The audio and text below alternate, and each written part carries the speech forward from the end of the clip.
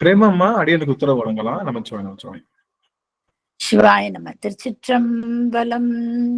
தென்னாடுடைய சிவனே போற்றி, எந்நாட்டவர்க்கும் இறைவா போற்றி, காவாய் கனகத்திரளே போற்றி, கைலை மலையானே போற்றி போற்றி. ஐயா, நானூறு துதிப்பாடி ஆரம்பிக்கலாம் ஐயா. சிவாய நம. திருச்சிற்றம்பலம். பொழியற்கோங்க பொழித்த புகழியற்கோன் கடல் போற்றி, ஆலிமிசை கல்மிதப்பில் அணைந்த பிரான் அடி போற்றி, வாழி திருநாவலூர் வன் தொண்டர் பதம் போற்றி, ஊழிமணி திருவாத ஊரர் திருத்தாள் போற்றி, ஊழிமணி திருவாத ஊரர் திருத்தாள் போற்றி. ஆடல் வல்லான் சொக்கநாதருடைய திருவருளும், அங்கற்கண்ணி மீனாட்சியுடைய திருவருளும், மாணிக்க வாசுடைய குருவருளும் ஒன்றாக சேர்த்து இந்த திருவாசக சிந்தனை அமர்வு என்ற நிலைக்களத்தை நமக்கு பரிசாக தந்திருக்கின்றது. அப்பேற்பட்ட குருவருளையும் திருவருளையும் அடியேன் மனம் மொழி மெய்களினாலே வழிபாடு செய்கின்றேன். மேலும் இங்கு குழுமி இருக்கக்கூடிய அத்துணை அடியார் பெருமக்களுடைய திருவடி தாமரைகளையும் அடியேன் சென்னிமேல் சூட்டி மகிழ்கின்றேன். திருச்சிற்றம்பலம். சிவாயனம் சிவாயனம் சிவாயனம். சொக்கநாத வெண்பார். எக்காலம் மெய்க்கே இறையிடுதல் இற்றிடுமோ, எக்காலம் இக்காரணம் இற்றிடுமோ, எக்காலம் பேசா அனுபூதி பிறந்திடுமோ, என் உள்ளத்தில் ஆசானே சொக்கநாதா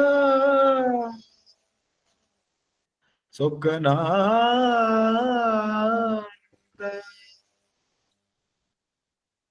திருச்சிற்றம்பலம். சொக்கநாதருடைய பெருங்கருணையினாலே நாம் இந்த அருள் பத்து என்ற பதிகத்தை தொடர்ந்து சிந்தித்து வருகின்றோம்.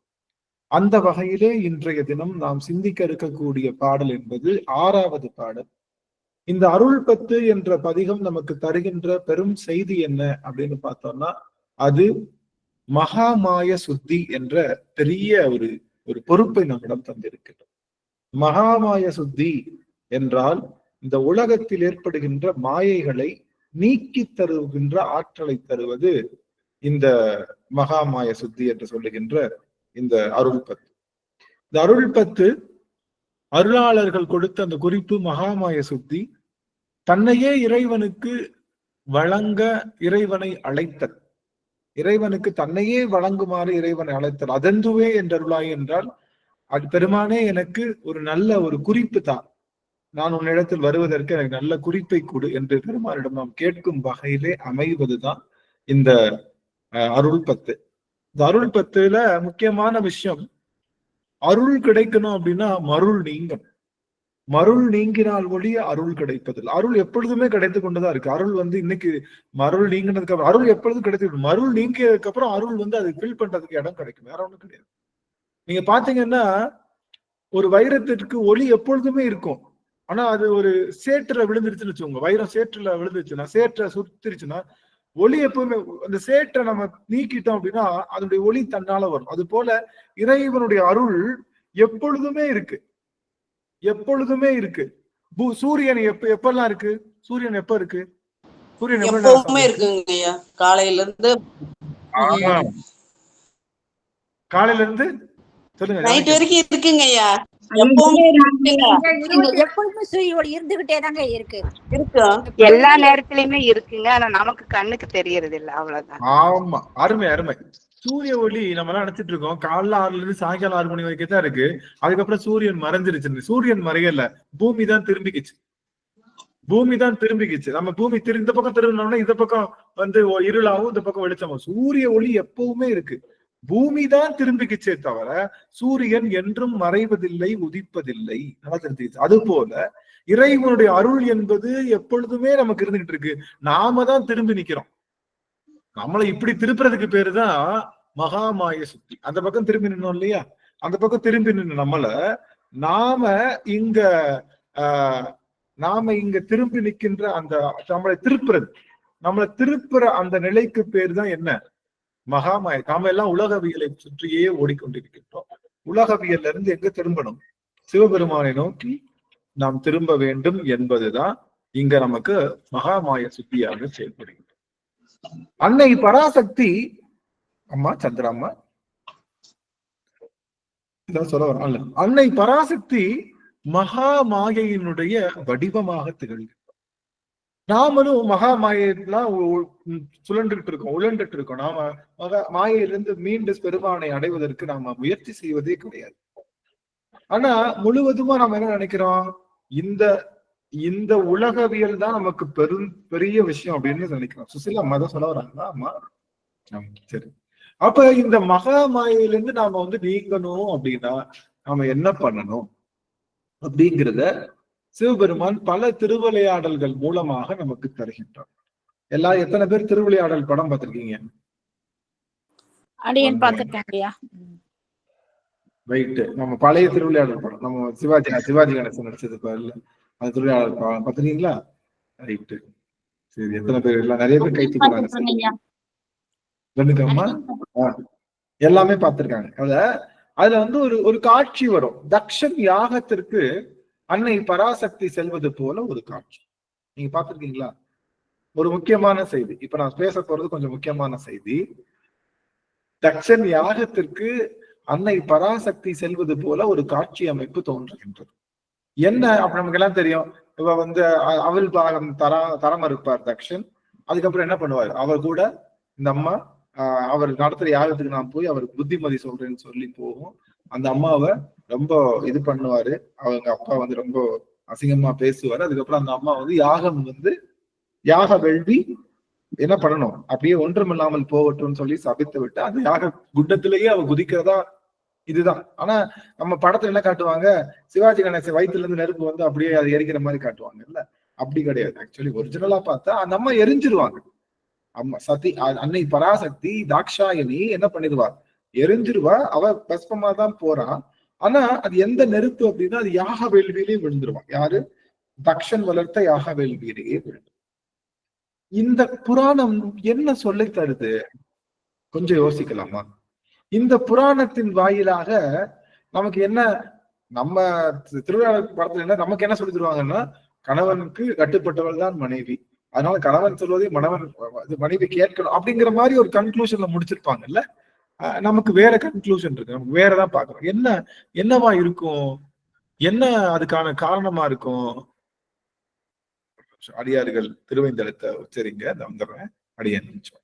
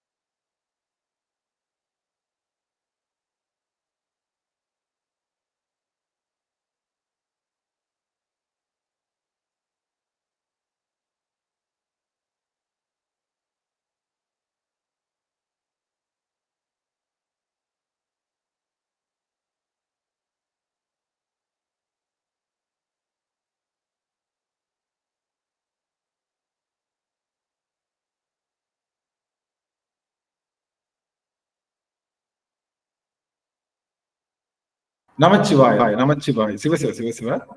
நாம அந்த பெருமானுடைய அந்த நம்ம தக்ஷன் யாகத்திற்கு தாக்ஷாயினி சென்ற அந்த காரணத்தை அப்படிதான் கண்ட்ரோல் பண்ணிருப்பாங்க.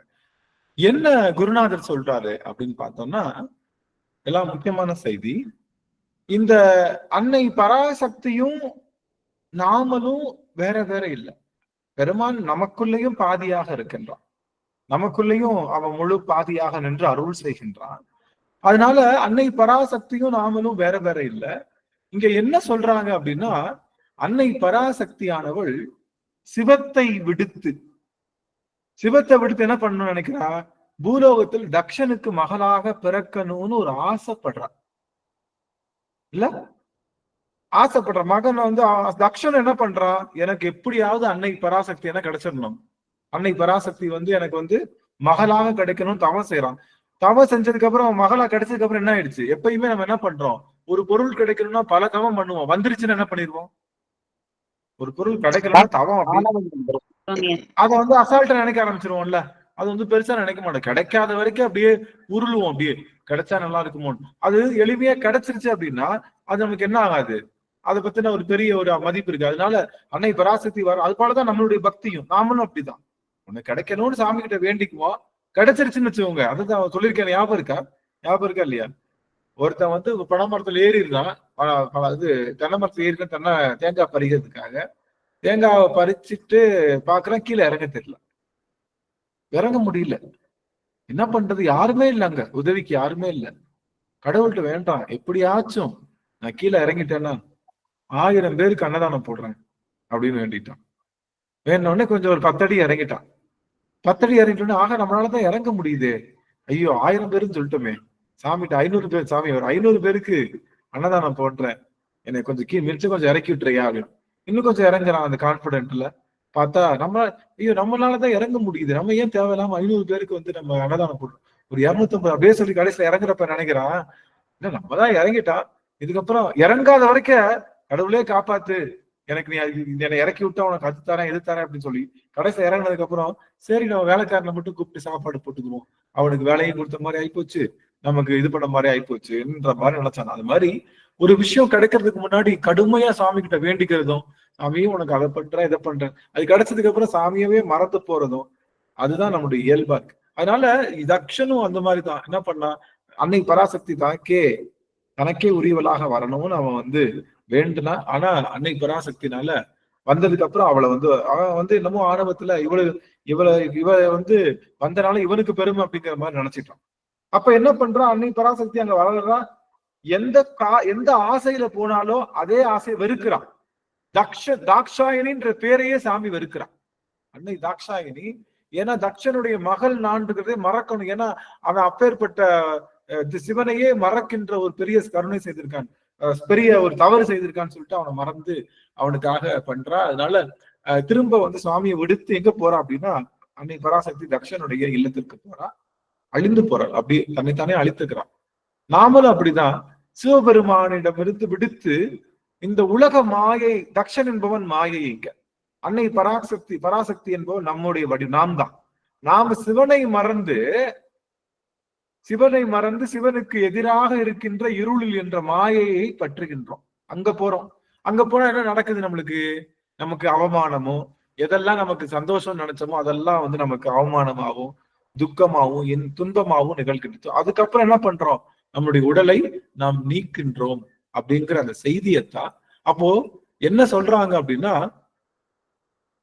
சிவபெருமானை விடுத்து நீ யாரிடம் சேர்ந்தாலும் உனக்கு உய்வு கிடையாது, யார்கிட்ட சேர்ந்தாலும் சரி. சிவபெருமானை தவிர்த்து வேற யாரையும் இந்த மனம் நாடினாலும் உங்களுக்கு உய்வு கிடைக்காது என்பதைத்தான் தக்ஷயாகம் நமக்கு சொல்லுகின்றது. தக்ஷயாக நமக்கு சொல்வது என்ன அப்படின்னா, இந்த நமக்கு இந்த சிவபெருமானை விடுத்து நாம் யாரையும் சார்ந்தோம் அப்படின்னா நமக்கு நிச்சயம் இன்பம் இருக்காது, துன்பமே சேரும்.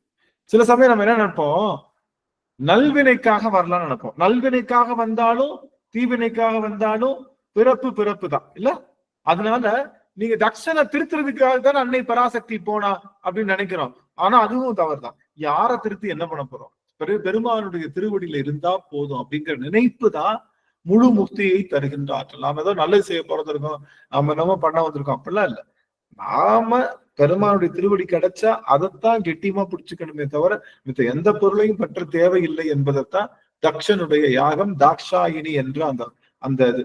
அன்னை தாக்ஷாயணி இறந்ததுக்கு அப்புறம் அவளுடைய அந்த உடலை, எரிந்த உடலை எடுத்து பெருமான் அப்படியே சுத்துறான், மகா தாண்டவம் ஆடுறான். அந்த உடல் பாகங்கள் எல்லாம் தெரித்த இடங்கள் தான் இன்னைக்கு 51 சக்தி பீடங்களாக விளங்குகின்றது. அன்னை பராசக்தியினுடைய அந்த உடல் பாகங்கள் எல்லாம் விழுந்தது. அன்னை பராசக்தி இழந்த உடனே என்ன ஆயிடுச்சு? அன்னை பராசக்தி கருணையின் வடிவம். கருணையின் வடிவம் பெருமான்கிட்ட குன்றுனா என்ன ஆகும்? பெருமான்கிட்ட கருணை குண்டிட்டா என்ன ஆகும்? அவனை ருத்ர தாண்டவம் ஆடிடுவான். அன்னை பராசக்தி அப்படியே நெருப்புல விழுந்த உடனே கருணை குன்றியது, பெருமான் ருத்ர தாண்டவம் ஆடினா உலகம் எங்கும் அந்த அன்னையினுடைய அந்த உடல் எங்கும் தெரிந்தது. அது சக்தி பீடங்களாக மாறியது. அந்த சக்தி பீடங்களை வழிபாடு செய்யும்.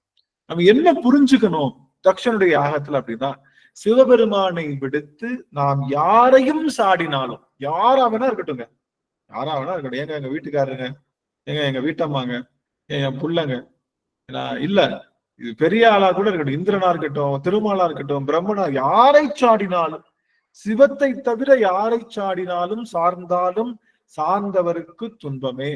ஆனா சிவத்தை சார்ந்தவர்கள் யாராக இருந்தாலும் அவர்களுக்கு இன்பமே அப்படிங்கிற அந்த செய்தியைத்தான் மகாமாய சுத்தி என்பதைத்தான் இந்த தக்ஷனுடைய யாகம் சொல்லுது. தக்ஷனுடைய யாகம் என்ன சொல்ற? தாக்ஷாயணி என்ன சொல்றான்? சிவத்தை மறந்து வேற பொருளை பற்றணும் அப்படின்னா நமக்கு துன்பம்தான்.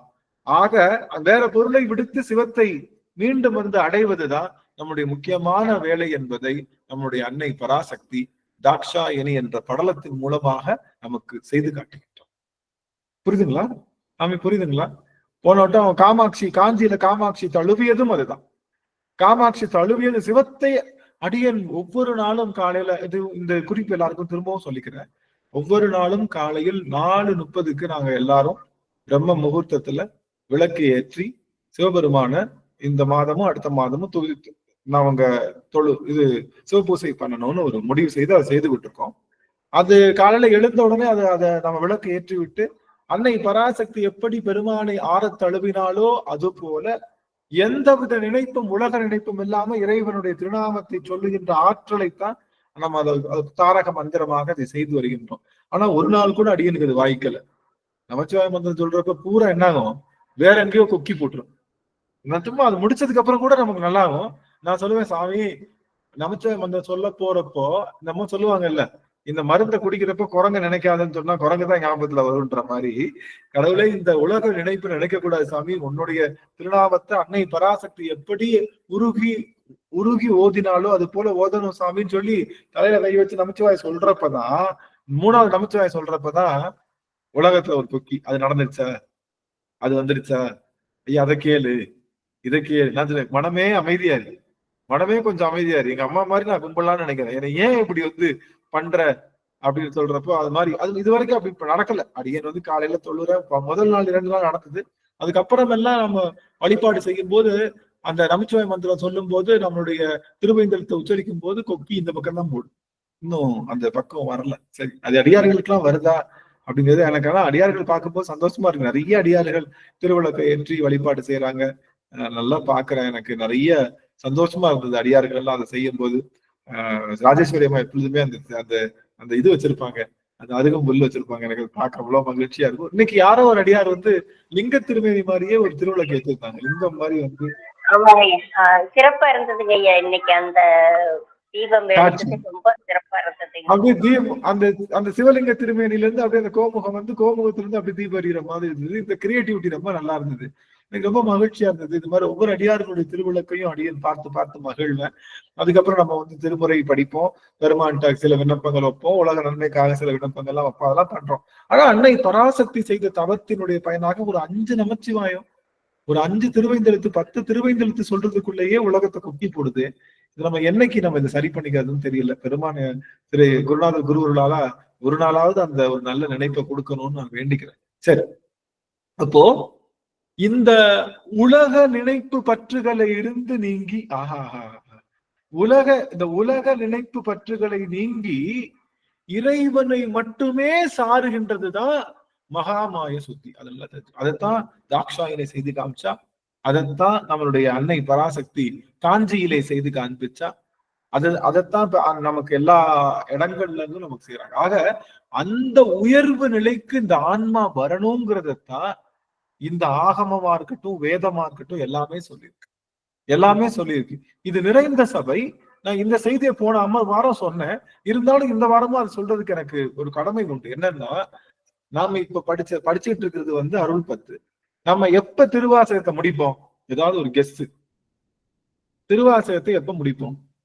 நம்ம இல்ல கேக்குறேன், எப்ப முடிப்போம்னு கேக்குறேன். ஒரு ஐடியா திருவாசகமே முடிக்க வேணாங்க ஐயா. அது அனுபவங்க தான் இருக்கிற வரைக்கும் அது இருக்குங்க ஐயா. நம்ம இருக்கிற வரைக்கும் அது ஓடிட்டு இருக்குங்க ஐயா. இல்ல அது ஓகே, நம்மளோட கரெக்ட். இப்ப நம்ம திருவாசகம் படிச்சுட்டு இருக்கோம்ல, ஒரு பதிகமா படிச்சோம். என்னைக்கு நம்ம முடிப்போம்? முடிக்க முடியாதுங்க ஐயா, தொடரும். அவ்வளவுதான். சிவபெருமான் கிட்ட போய் கண்டினியூ பண்ணுவாங்க ஐயா. அங்க போய் இல்ல சொல்றேன், அங்க போய் முடிப்போம். இல்ல என்ன சொல்ல வரேன்னா, முக்கியமான போன அமர்வுல இது நான் வலியுறுத்தப்பட வேண்டிய செய்தியா சொன்னேன். திருவாசகத்தை 51 பதிகம் முற்றுமாக ஓதி வழிபாடு செய்யணுங்கிற அவசியம் இல்ல. 51 பதிகம் பாடினாதான் திருவாசகம் நிறைவு பெறும் அப்படிங்கிறது கிடையாது. தோடுடைய செவியன்ல தொடங்கி உலகலாம் அப்படிங்கிற வார்த்தையில முடிஞ்சாதான் 12 திருமுறைகள் அவ்வளவும் படிச்சாதான் 12 திருமுறை முற்று பெறும் என்பது கிடையாது. திருவாசகம் எப்ப முற்று பெறும் அப்படின்னா, திருவாசகத்தின் உள்ளே இருக்கக்கூடிய தேனாக இருக்கக்கூடிய சிவபெருமானை இந்த ஆன்மா என்ற நாவு ருசிச்சா திருவாசகம் முற்று பெறும். அந்த ரசனை தான், அந்த ருசிக்கின்ற ரசனை தான். 51 பதிகம் படிச்சாலும் வச்சிருக்கிற அந்த நம்ம கிளம்ப போறப்ப நமக்கு அந்த போடுற ஷால் வந்து படுபாவி பச்சை கலர்ல கொடுத்துட்டானே, 3 பச்சை வீட்டிலேயே இருக்கு, 3 பச்சை வீட்டிலேயே இருக்கு, அந்த மெரூன் கலர்ல கொடுத்துருந்தா நல்லா இருந்திருக்குமேன்னு 51வது பதிகம் படிக்கிறப்போ அச்சோன்னு நினைச்சிட்டோம் அப்படின்னா அது ரசனை அல்ல. அது நீங்க 1000 முறை திருவாசகம் முற்றோதல் செய்தாலும் அதற்கான பலன் என்பது அது அல்ல. திருவாசகத்தை முற்றோதல் செய்ய வேண்டிய அவசியமும் இல்லை. என்னடா திருவாசகம் சிந்தனை வச்சுட்டு திருவாசகத்தை முற்றோதல் பண்ணக்கூடாது? முற்றோதல் பண்ண என்ன சொல்ல வரேன்னா, முற்றோதல் என்பது என்னன்னா, சிவபெருமானை அனுபவம். ஒரே ஒரு வார்த்தைய திரும்ப திரும்ப அதை விரிச்சு விரிச்சு சொல்லி, விரிப்பார் சிரிப்பார் தேனிப்பார் திருவார்த்தை விரிப்பார்னு சொல்லுவாங்க. அது மாதிரி விரிச்சு ஒரே வார்த்தையை விரிச்சு விரிச்சு விரிச்சு நமச்சிவாய வாழ்க என்ற வார்த்தையை மட்டும் விரிச்சா போதும், அதனுடைய அனுபவத்தை மட்டும் கிடைச்சா போதும், கண்கள்ல நீர் பெருகினா போதும், அந்த பெருமானை உள்ளூர உணர்ந்தா போதும். அதுதான் 12 திருமுறையினுடைய முற்றோதல். புரிஞ்சுதுங்களா? அதனால எவ்வளவு படிக்கிறோம் எண்ணிக்கை என்பது இங்க ஒரு விஷயம் இல்ல, எண்ணிக்கை அல்ல, அதனுடைய தரம். நான் 2 குண்டா சோறு சாப்பிடறதுக்கு பதிலா, 2 குண்டா அளவுக்கு சோறு சாப்பிடறதுக்கு பதிலா நான் ஒரு 15 பாதாம் பால்ல போட்டு வேக வச்சு அதை சாப்பிட்டேன்னா இதுல கிடைக்கிற சேம் சத்து அதுல கிடைக்கும், உடம்புக்கும் நல்லது, அதிகமா லோட் பண்ண. அது மாதிரி நாம எவ்வளவு அதிகமா சாப்பிடுறோம்ன்றது முக்கியம் இல்ல, எவ்வளவு சத்து உடம்புல சேருதுன்னு முக்கியம். அது போல எவ்வளவு எண்ணிக்கையில நாம நம்ம படிக்கிறோம்ன்றது முக்கியம் இல்ல, சிவபெருமானை எப்படி எண்ணுகின்றோம் உள்ளுக்குள்ள அப்படிங்கிறது தான் முக்கியம். அதனால தெரிஞ்சுக்கணும். நான் போஸ்டர் அடிச்சுக்கிட்டு நான் 1500வது திருவாசகம் முற்றோதல் நடத்துறேன் அப்படிங்கிறது பெருமை அல்ல. நீங்க ஒரே ஒரு திருவாசக முற்றோதல் படிச்ச உடனே அப்படின்னு வள்ளலார் மாதிரி ஒளி உடலாம் மாறணும்ல, அப்படியே சிவபெருமான தியானித்து ஒளி உடம்பு பெறுகின்றோம் அல்லவா? அதுதான் வேணும். எத்தனை நாள் கட்டடம் கட்டுறது தேவையில்லை. அதனாலதான் குருநாதர் என்ன சொல்லியிருக்காரு, இங்க நமக்கு இது முக்கியம் இல்ல, பதிகம் முக்கியம், பதிகம் முடிப்பது முக்கியம் இல்ல. ஏதோ ஒவ்வொரு பதிகத்துல ஏதோ ஒரு வரி என்னை தொட்டு விட்டது, ஏதோ ஒரு வரி சிவபெருமானை அனுபவிக்க துணையாக இருந்தது, ஏதோ ஒரு வரி உள்ளூர சென்று விட்டது என்பதை சொல்லுவதுதான் இந்த திருவாசக சிந்தனையுடைய நோக்கமே தவிர, திருவாசகத்தை நமச்சிவாய வாழ்கின்ற வார்த்தையிலேயே மொத்த திருவாசகம் முடிஞ்சு போச்சு, அவ்வளவுதான். அதுதான் அர்த்தம். நமச்சிவாய வாழ்க கிடையாது, நமச்சிவாய அப்படிங்கிற வார்த்தைய சொன்னாலே, அந்த வார்த்தைக்கு பொருள் புரிஞ்சாலே திருவாசகம் முழுவதுமாக முடிஞ்சிருச்சு. அப்படிதானே சொன்னாங்க, கேட்டாங்க. திருவாசகம் முழுசா பாடினோடனே, என்னயா இதுக்கு என்னையா அருள், ஒண்ணுமே பொருள் புரியலையா அப்படின்னு கேட்டதுக்கு என்ன சொன்னாரு சுவாமி மாணிக்க வாசகர்? அந்த திருவாசியிலே அடங்குகின்ற திருவாட்சியமாக விளங்குகின்ற நமச்சிவாயமே இதற்கு பொருள் என்று உள்ள செலுத்திட்டார். நமச்சிவாயத்துடைய பொருளை உணர்வதும் திருவாசகத்தினுடைய பொருளை உணர்வதும் ஒண்ணு. ஓம் என்ற பொருளை உணர்வதும் நம்மளுடைய திருமுறையினுடைய 12 திருமுறையுடைய பொருளை உணர்வதும், ஓம் என்பது நமச்சிவாயத்தினுடைய சுருக்கம். ஓம் என்பது நமச்சிவாயத்தினுடைய சுருக்கம். ஆக நமச்சிவாய அப்படிங்கிற வார்த்தையினுடைய பொருளை உணர்ந்தாலே 12 திருமுறைகளை முற்றோதல் செய்ததுக்கு சமம். நான் ஓம் என்ற பொருளையும் நமச்சிவாய் என்ற பொருளை மட்டும் மறந்துட்டு மத்த எல்லாத்தையும் மனப்பாடம் பண்ணி பாட்டு பாடி டான்ஸ் ஆடி எல்லாம் குமாலம் போட்டாலும் நமக்கு முற்றோதல் என்ற முழுமை கிடைப்பதில்லை. நம்ம என்ன சாப்பிட்டாலும் என்ன பண்ணுது? நம்ம என்ன சாப்பிட்டாலும் என்ன பண்ணுது? திரும்ப பசிக்குது இல்ல? திரும்ப பசிக்குதா இல்ல? காலையில போண்டா, ஒரு பஜ்ஜி, ஒரு காஃபி, ஒரு ரெண்டு கீரை, ஒரு இட்லி, தோசை, வடை, சாம்பார், சட்னி. கரெக்டா 12 மணிக்கு ஏதாவது சாப்பிட்டா நல்லா இருக்குமேன்னு தோணுது. திரும்ப சோறு, ரசம், பாயசம், காய்கறி கூட்டு, அப்பெல்லாம் வடை சாப்பிட்டு முடிச்சு திரும்ப 4 மணிக்கு ஒரு கொஞ்சம் காஃபி. திரும்ப இவ்வளவு சாப்பிட்ட மறுநாள் காலையில என்ன பண்ணுது? பசிக்குது. அது போல ஏன் அந்த பசி வருது? ஏன் அந்த பசி? உடலை பற்றி புரிஞ்சுக்கிறது இல்லை. உடலுக்கு அது முக்கியமான. முனிவர்கள்லாம் எதுவுமே சாப்பிடாம பல யுகங்களாக தவம் செய்திருக்காங்க. அவங்க சாப்பாடே இல்லையே, அவங்களும் உயிர் வளர்த்தான. அவங்களுக்கு புரியுது, நமக்கு புரியல இல்ல? அவங்களுக்கு புரிஞ்சிருக்கு உடலுக்கு என்ன தரணும்னு. உடலுக்கு அந்த உணர்வை கொடுத்தாங்க. அதனால அது போல நாம என்ன பண்றோம்? தினமும் போண்டா இட்லின்னு சாப்பிடுற மாதிரி முற்றோதல் திருவாசகம் திருமுறை அது பண்ணணுமா இது பண்ணணுமா என்னென்னமோ போட்டுட்டு இருக்கோம். அது உயிரோட கலந்துச்சான்னா கலக்கல. அதனாலதான் திரும்ப திரும்ப படிச்சுட்டு இருக்கோம்.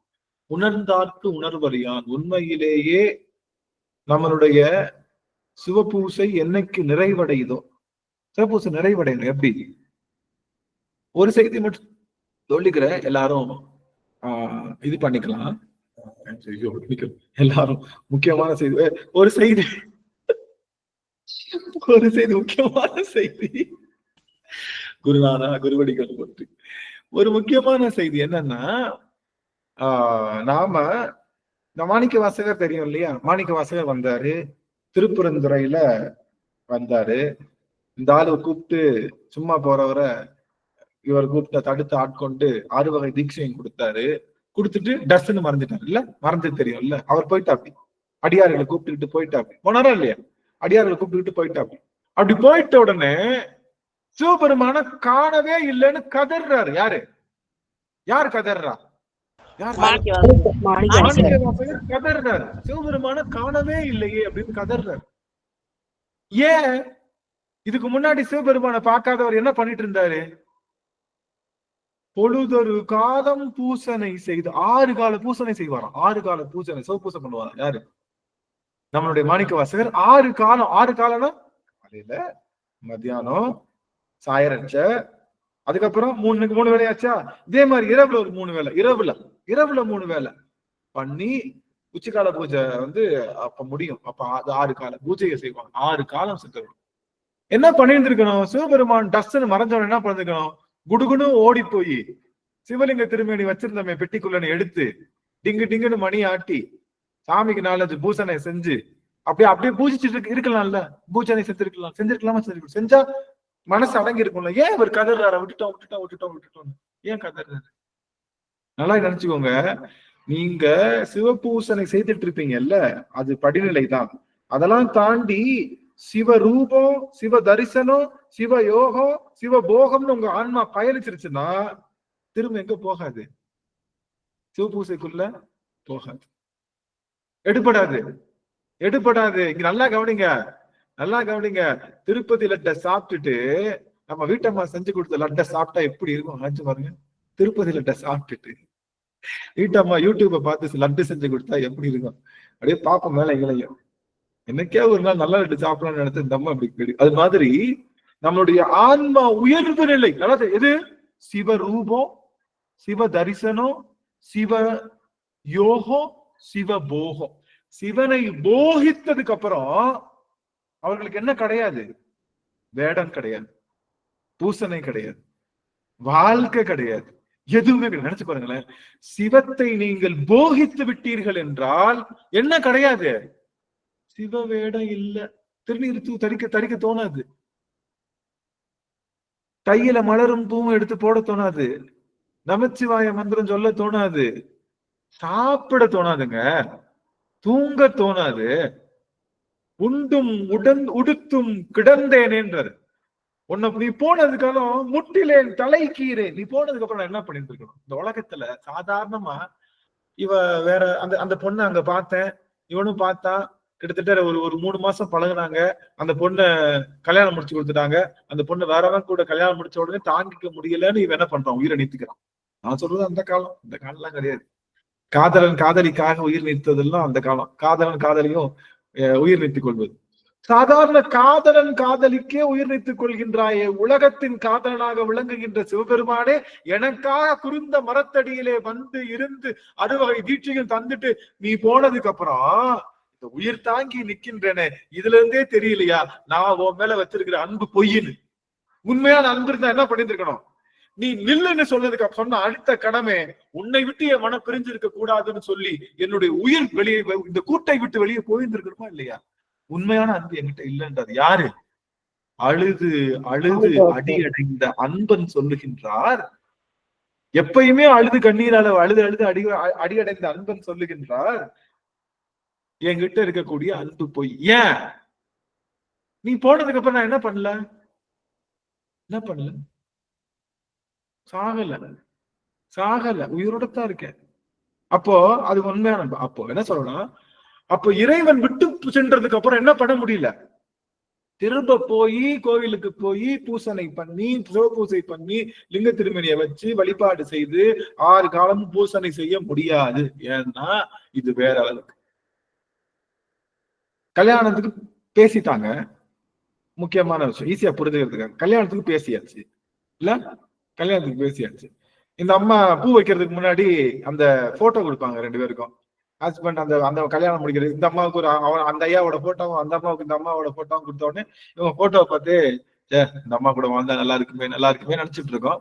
அப்புறம் அப்படியே பூ வைக்கிற ஃபங்க்ஷன் நடக்குது. நடந்து முடிச்சதுக்கு அப்புறம் என்ன பண்ணுவாங்க, ஒரே போன்ல என்கேஜ்மெண்ட்க்கு அப்புறம் 2 பேருடைய போனும் என்கேஜா தான் இருக்கும். யாருமே கால் பண்ண முடியாது. அப்படி ஃபுல்லா என்கேஜ் பேசியே தன்னுடைய காலத்தை பேசுறாங்க. அப்புறம் திருமணம் நிகழுது இல்ல, திருமணம் நிகழுது. இருவரும் ரொம்ப இல்லறத்திலையும் எல்லா இன்பத்திலையும் ரொம்ப சந்தோஷமா இருக்காங்க. இப்போ இந்த அம்மா ஏதோ ஒரு காரணத்துக்காக வெளியூர் போக வேண்டியது இருக்கு இல்ல, போயிடுச்சு. இந்த அம்மா போனதுக்கு அப்புறம் நினைச்சு பாருங்க, அதே போட்டோ இருக்குல்ல, போட்டோல தான் ஆரம்பிச்சோம் இல்ல, போட்டோவை பார்த்து ஆரம்பிச்சோம், அதுக்கப்புறம் போன்ல பேசணும், அதுக்கப்புறம் நேர்ல பார்த்தோம், அதுக்கப்புறம் கல்யாணம் முடிச்சு குடும்பம் நடத்தணும். குடும்பம் நடத்தினதுக்கு அப்புறம் திரும்ப போட்டோவை பார்த்தே வாழ முடியுமா? குடும்பம் நடத்தினதுக்கு அப்புறம் முன்னாடி போட்டோ பார்த்தா நான் லவ் பண்ணீங்க இல்ல, போட்டோ பார்த்தாலே சந்தோஷமா இருந்தீங்க, இப்பயும் போட்டோ பார்த்து சந்தோஷமா இருக்க முடியுமா? முடியாது. அது போல போட்டோ பாக்குறது சிவபூசனை, அதுக்கடுத்து போன்ல பேசுறது சிவ யோகம், இதெல்லாம் அங்க குடும்பம் நடத்த சிவபோகம் பண்ணதுக்கு அப்புறம் திரும்ப என்ன பண்ண முடியாது? போட்டோவை பார்த்து வாழ முடியும். அது கொடுமை. பார்க்க தோணாது இல்ல, தோணவே தோணாது. நம்ம கையில போட்டோ தோணாது. ஏன்னா அவங்க நினைப்புதான் மனசுல இருக்கும் இல்ல, வாழ்ந்த வாழ்க்கையும் அதுதான் மனசு பூரா இருக்கும். அது போல சிவபோகம் பெற்றதுக்கு அப்புறம் திரும்ப சிவபூசனைக்கு மனம் செல்லாது, திருவேடத்துக்கு செல்லாது, கோவிலுக்கு செல்லாது. அவனுடைய நினைப்பிலேயே பித்து பிடிச்சு சாப்பிடாம பைத்தியமா போயிருக்கும். உலகம் பூரா பித்தர்னு சொல்லுகின்ற அளவுக்கு இருக்கும். புரியுதுங்களா? நாம கடைசி வரைக்குமே போட்டோ வச்சே குடும்பம் நடத்தலாம்னு இருக்கோம் இல்ல. நாம அந்த வாழ்க்கை, அந்த உயிர் போற வரைக்கும் நம்ம என்ன நினைச்சிட்டு இருக்கோம், சிவபெருமானுடைய போட்டோ வச்சே குடும்பமாக சிவபெருமானுடைய உண்மையான அந்த சிவபோகத்தை நாம் பெற்றே தீரணும். முதல் படிதான் சிவபூசனை. சிவனோடு கலக்கின்ற ஆற்றல், அவனோடு பிரிவறியாத அந்த இன்பம், அவன் எழுந்து நம்மை தொடுகின்ற ஸ்பரிச தீக்கை, சிவபெருமான் குருநாதர் மூலமாக தருகின்ற ஸ்பரிச தீக்கை, நயன தீக்கை, எல்லா தீக்கை, திருவடி தீக்கை, அறுவகை தீக்கையும் பெற்று இந்த ஆன்மா சிவயோகம் சென்று சிவயோகத்திலே சிவனோடு கூடி நின்று சிவபோகம் செய்தல்தான் அனுபவம், சிவ அனுபவம். அந்த அனுபவத்துக்கு அப்புறம் அந்த அனுபவத்தை பெற்று அந்த அனுபவத்தை தக்க வச்சுக்கிட்டே இருந்துச்சுன்னா என்ன ஆயிடும்? சிவன் என்பவன் ஒளி. முக்கியமான செய்தி, சிவன் என்பவன் ஒளி. ஒளின்னு என்னது? லைட். அவனை போய் தொட்டுக்கிட்டே இருக்கும். என்ன ஆயிடும்? இதுவும் என்ன ஆயிடும்? இதுவும் ஒளியாகவே மாறும். இது ஒளிக்கு என்ன கிடையாது? ஒளிக்கு உருவம் கிடையாது, உருவம் கிடையாது. சிறப்பு. ஒளிக்கு உருவம் கிடையாது, உடல் கிடையாது. இந்த உடலானது அப்படியே கற்பூர தீபம் மாதிரி. கற்பூரம்ன்றது தீபம் இல்ல, அந்த கற்பூரம் கட்டி இருக்குல்ல, அதுல தீபம் ஏற்றி வச்சோன்னு என்ன ஆகும்? தீபம் எரிஞ்சுக்கிட்டே இருக்கிறப்ப அது கொஞ்சம் கொஞ்சமா கரைஞ்சு உடலை நீர்ப்பது போல சிவம் என்ற ஒளி இந்த உடல்ல பட்டு அந்த கற்பூர தீபம் மாதிரி அப்படி எரிஞ்சு கடைசியில் அப்படியே காத்தோட காத்தா கலந்து சிவத்தோட சிவமா கலக்கணுன்றதுக்காகத்தான் டெய்லி கற்பூர தீபமே எட்டு காமிக்கிட்டு இந்த கற்பூரம் மாதிரி இந்த உடல் கரையணும், பெருமானோடு ஒளியோடு கரையணும்னு காட்டுது. கடைசி வரைக்குமே அதை நம்ம உத்து பாக்குறதே இல்ல. என்னைக்காவது ஒத்து பார்த்திருக்கோமா? நான் ஏன் இவ்வளவு சொன்னேன் அப்படின்னா, திருவாசக முற்றோதல் என்பதும் திருமுறை முற்றோதல் என்பதும் நம்முடைய சாத்திரங்கள் முற்றோதல் என்பதும் கந்தபுராண முற்றோதல் என்பதும் திருப்புகழ் முற்றோதல் என்பதும் எல்லாமே அந்த சிவபோகத்தை பெறுவதற்கான வாயிற்படிகள். சிவபோகத்தை பெறாதவரை அவைகள் முற்றும் ஓதுவதாக கருதப்படுவது இல்லை.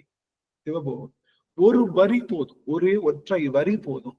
ஆனா அந்த ஆன்மாவுக்கு ஒரு வரி சொன்னா கேட்க இல்ல, அதனாலதான் நிறைய எழுதி வச்சிருக்காங்க. ஏன் ஒரே நமச்சிவாயன் மட்டும் எழுதி வச்சிருக்கணும்? ஏன்னா நமச்சிவாயத்தானே புரிஞ்சுக்கணும் இல்ல, அம்மாவா இல்லையா? நமச்சிவாயத்தானே புரிஞ்சுக்கணும். 12 திருமுறை என்ன எழுதி வச்சுக்கலாம்? நமச்சிவாய் நமச்சிவாய் நமச்சிவாய் நமச்சிவாய் எழுதி வச்சிருக்கலாம், 5 எழுதி வச்சுக்கலாம். ஆனா டிஃப்ரெண்டா எழுதி வச்சாங்க இல்ல. ஏன் ஒரே கடலை மாவு தான், ஒரே நெய்யி தான், ஒரே சக்கரை தான். ஆனா என்ன பண்ணுவாங்க? உருட்டுனா லட்டு, பிரிச்சு போட்டா பூந்தி, நீளமா ஊத்துனா மைசூர் பாக்கு, சல்லடையா ஊத்துனா ஜிலேபி. ஏன்? ஒவ்வொரு ஆன்மாவுக்கும் ஒன்னொன்னு பிடிக்கும்.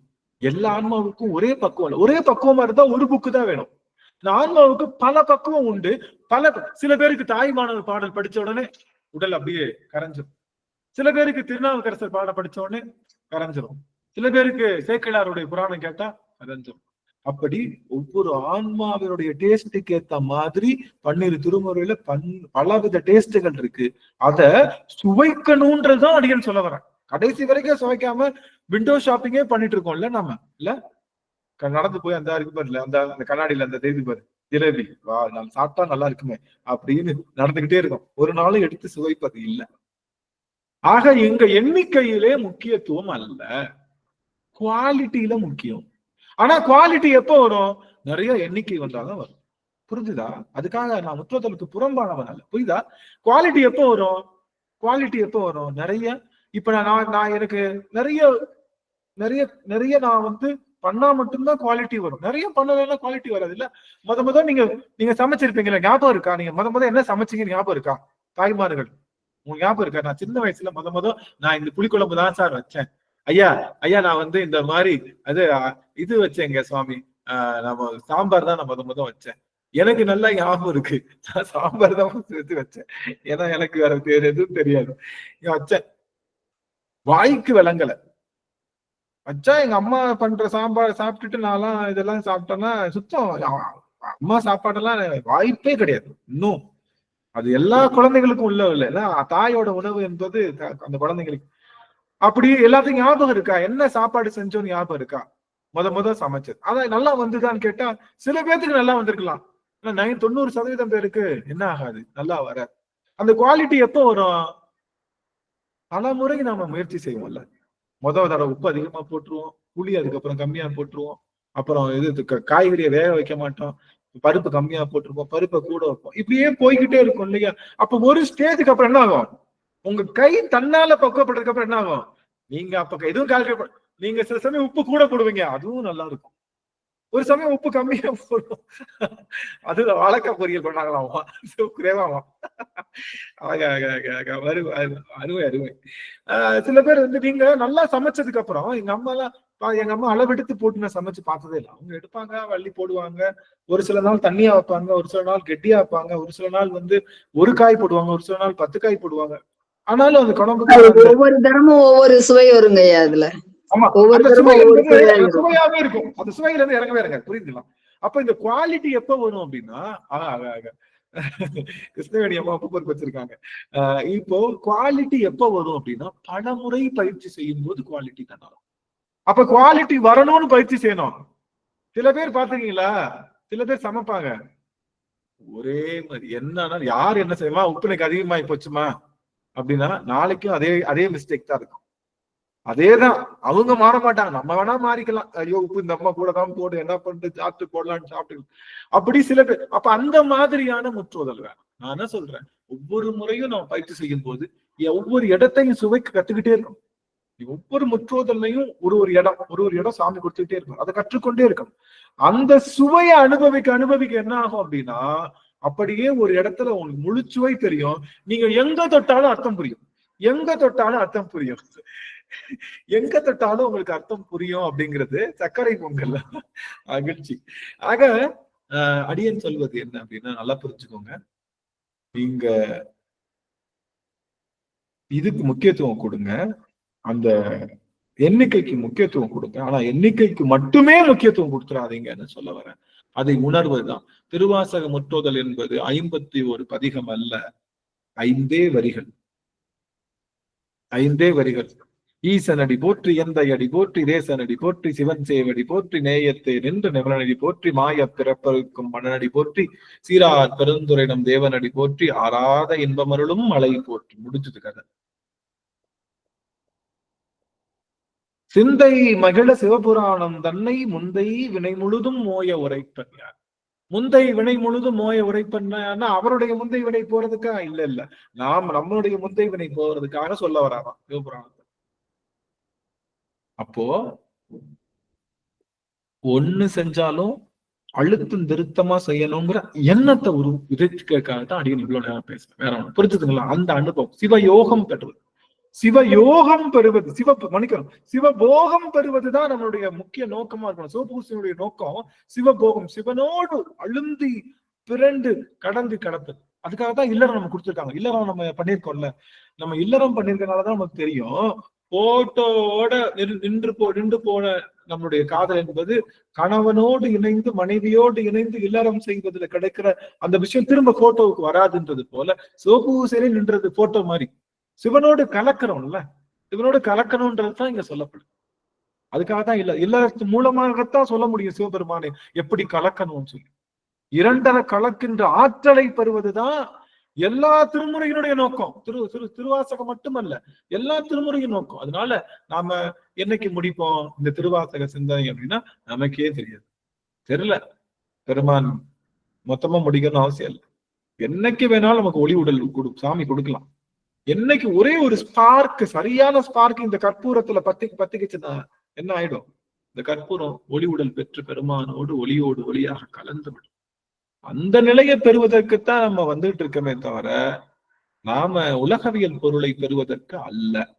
அதுக்காகத்தான் இந்த திருவாசகத்தினை சொல்லிட்டு 6ஆவது பாட்டுக்கு போகலாம். ஐயா, அப்ப அந்த நிலை பெற்றுட்டா நம்ம கோயில் போறது, திருவாசக முற்றுதல் இதெல்லாம் எதுவுமே வராது, வேண்டாம் இல்ல, வராது. உங்களுக்கு அந்த சிந்தனை வராதுன்னு சொல்லணும். புரியுதுங்களா? நீங்க கணவனோடு குடும்பம் நடத்தினதுக்கு அப்புறம் கணவன் போட்டோவை என்னைக்காவது எடுத்து பாத்தீங்களா? கணவன் கூடவே இருக்கு, அப்படி அவரோடு குடும்பம் நடத்திட்டு இருக்கோம், அவரோடு செய்துட்டு இருக்கோம். அவருடைய போட்டோ எனக்கு இருந்தா போதும், திரும்ப நான் போட்டோ வச்சு என்னால வாழ முடியும், இல்ல அவரு இல்லாம நான் போட்டோ மட்டும் நான் வாழ்ந்துக்கணும் அப்படின்னு சொல்ல முடியுமான்னு முடியாது. புரியுதுங்களா சுவாமி? அவர் இருக்கிறப்போ நான் சொல்ல அது போல இறைவனுடைய சிவபோகத்துக்கு சென்றவர்களுக்கு மனம் திரும்பாது. அதுக்கு என்ன பேர் சொல்லியிருக்காரு திருமூலர்னா, கடும் சுத்த சைவம்னு சொல்லியிருக்காரு. அது பேர் என்னது? அதுக்கு பேர் என்ன? கடும் சுத்த சைவம். நீங்க கடும் சுத்த சைவம் எதுல போடுங்க, நம்மளுடைய இதுல போட்டீங்கன்னா 5ஆம் தந்திரத்துல வரும். 5ஆம் தந்திரத்துல கடும் சுத்த சைவம். கடும் சுத்த சைவத்துல என்ன இருக்காது? திருவேடம் இருக்காது, திருக்கோயிலுக்கு போற எண்ணம் வராது, திருநீர் தரிக்க மாட்டாங்க. அப்ப சிவபோகதான் பெஸ்ட் அப்படின்னா ஏங்க ஐயா? அடியாரோடு அடியாராக இருக்கும் அருளை தாராய் அப்படின்னு வேண்டது இல்லைங்க ஐயா? அடியார்களோடு இருப்பதுதான் சிவபோகம் சுவாமி. யார் சொன்னா சிவனோடு இருக்கிறதா சிவபோகம்? சிவன் எங்க இருக்கான்? அடியார்கள் திருவடியில தானே இருக்கான், அடியார்களோடு தானே கலந்துருக்கான். சிவபோகம் என்பது சிவனோடு இந்த ஆன்மா ஒன்றரை களத்தல். அது எந்த ஸ்டேட்ல வேணாலும் இருக்கலாம். நீங்க அடியார் திருவடியை வச்சே சிவபோகத்தை கலக்கலாம், குருநாதர் திருவடியை வச்சே சிவபோகத்தை அடையலாம், நீங்க திருக்கோயிலுக்கு சென்றே சிவபோகத்தை அடையலாம். எந்த வழியில வேணாலும் நீங்க சிவபோகத்தை அடையலாம். எந்த வழியில வேணாலும். எளிமையான வழி எதுன்னா அடியார்கள் திருவடியில கலந்திருக்கக்கூடிய சிவபோகம் என்பது. சிவபோகம்னா என்னன்னா சிவனோடு ஒன்றார கலந்து. அந்த களத்தல் வந்ததுக்கு அப்புறம் திரும்ப பேக்குக்கு வராது மைண்ட் அப்படின்னு சொல்றாங்க. ஆனா நான் இப்ப திருநீர் பூச மாட்டேன், கவனிங்க எல்லாரும், திருநீர் அழுத்துறேங்க, இனிமே நான் சிவபூசை எல்லாம் பண்ண மாட்டேங்க, திருக்கோயிலாம் போக மாட்டேங்க, அதுதான் கடுஞ்சுத்த சைவமாச்சே, கடுஞ்சுத்த சைவமாச்சே, அதுதான் அவங்க பண்ணிட்டு இருக்காங்கன்னா நினைச்சு பாருங்க. நல்லா 2 கையை பிடிச்சு ஓட்டி பல காலம் கத்துறதுக்கு அப்புறம் தான் 2 கையை விட்டுட்டு என்ன பண்ண முடியும்? 2 கையை விட்டுட்டு சைக்கிளை ஓட்ட முடியும் இல்ல? ஓட்ட முடியுங்க ஐயா. ஓட்ட முடியும். நான் எடுத்தோடனே 2 கையை சைக்கிளை ஓட்டுவேன்னு சொல்லி ஓட்டினா என்ன பண்ணுவோம்? எடுத்தோடனே நான் கையை விட்டு ஓட்ட முடியாது, கீழே விழுந்துருவாங்க. கீழே தான் விழுவோம். அது போல சிவபோகம் எடுத்தோடனே வாய்க்காது. நல்லா கவனிச்சுவோம், எடுத்தோடனே வாய்க்காது, கீழே எடுத்துதான் போகணும். ஆனா கடைசி வரைக்குமே தரையை தொடச்சிட்டு உட்காந்துருப்பேன்னு சொல்லிடக்கூடாது. அது உங்களுக்கு டெஸ்டினேஷன் தெரிஞ்சாதான் நான் போக முடியும் இல்ல? கடைசி வரைக்குமே தரையை தொடச்சுக்கிட்டே தான் நான் உட்காந்துருப்பேன். இல்லப்பா, தரையை தொடச்சதுக்கு அப்புறம் என்ன பண்ணலாம்? வீட்டுக்குள்ள போகலாம், வீட்டுக்குள்ள போயிட்டு அங்க சாப்பாடு சாப்பிடலாம், வீட்டுக்கார அவங்களோட சேர்ந்து உணவு அருந்தலான்ற அந்த படிநிலைகளை சொன்னா தானே அடுத்த நிலைமைக்கு போகணும்னு தோணும். அது மாதிரி அந்த எண்ணத்தை உருவாக்குறதுக்காக அடிநாயன் சொன்னேன். புரிஞ்சுதுங்களா? என்னன்னா இன்னைக்கு காலையில இருந்து சாயங்காலம் வரைக்கும் நான் 1008 சிவபோற்றி சொல்லியிருக்கேன்றதை விட 6 சிவபோற்றி சொன்னேன். 6 சிவபோற்றிக்கும் அருவி போல கண்கள்ல நீர் பாய்ந்ததுன்னு சொல்வதுதான் சிறந்ததுன்னு சொல்லுவாங்க. புரியுதுங்களா? 6 சிவபோற்றி தான் பண்ணேன், ஆனா கண்கள்ல அப்படியே சொரிந்தது, கண்ணீர் சொரிந்தது, அருவி போல சொரிந்தது, பெருமானோட உள்ளின்று உருக்கி அருவி சொரிந்தது என்ற அந்த நிலைக்குத்தான் நம்ம போகணும்னு அடியேன்னு சொல்லுவோம். புரியுதுங்களா சாமி? ரைட். 6வது பாட்டு பாடலாம். துப்பனே தூயாய் தூய வெந்நீர் பாடுங்க. 6வது. துப்பனே தூயாய் தூய வெந்நீர் துதைத்தழு. யாராவது பாடலாம்? விமலா தேவி அம்மா சுவாமி. திருச்சிற்றம்பலம். துப்பனே தூயாய் தூய வெந்நீர் துதைந்தெழு துளங்குழி வயிரத்து ஒப்பனே உன்னை உள்குவார் மனத்தின் ஒரு சுவை அளிக்கும் மாறமுதே செப்பமாமரை சேத்திரு பெருந்துறையில் செழுமலர் குருந்தம் மேவிய சீர் அப்பனே அடியேன் ஆதரி தழைத்தார் அதந்துவே என்று அருளாயே. நன்றி ஐயா. அழகு அழகு அழகு விமலாதேவி அருமை அருமை அருமை. மனது அப்படியே வருடி விட்டது. பாடலாம், மற்ற அடியார்கள் பாடலாம், இன்னும் 2 அடியார்கள் பாடலாம். கரம் உயர்த்தினீங்கன்னா வாய்ப்பு கொடுக்கும்.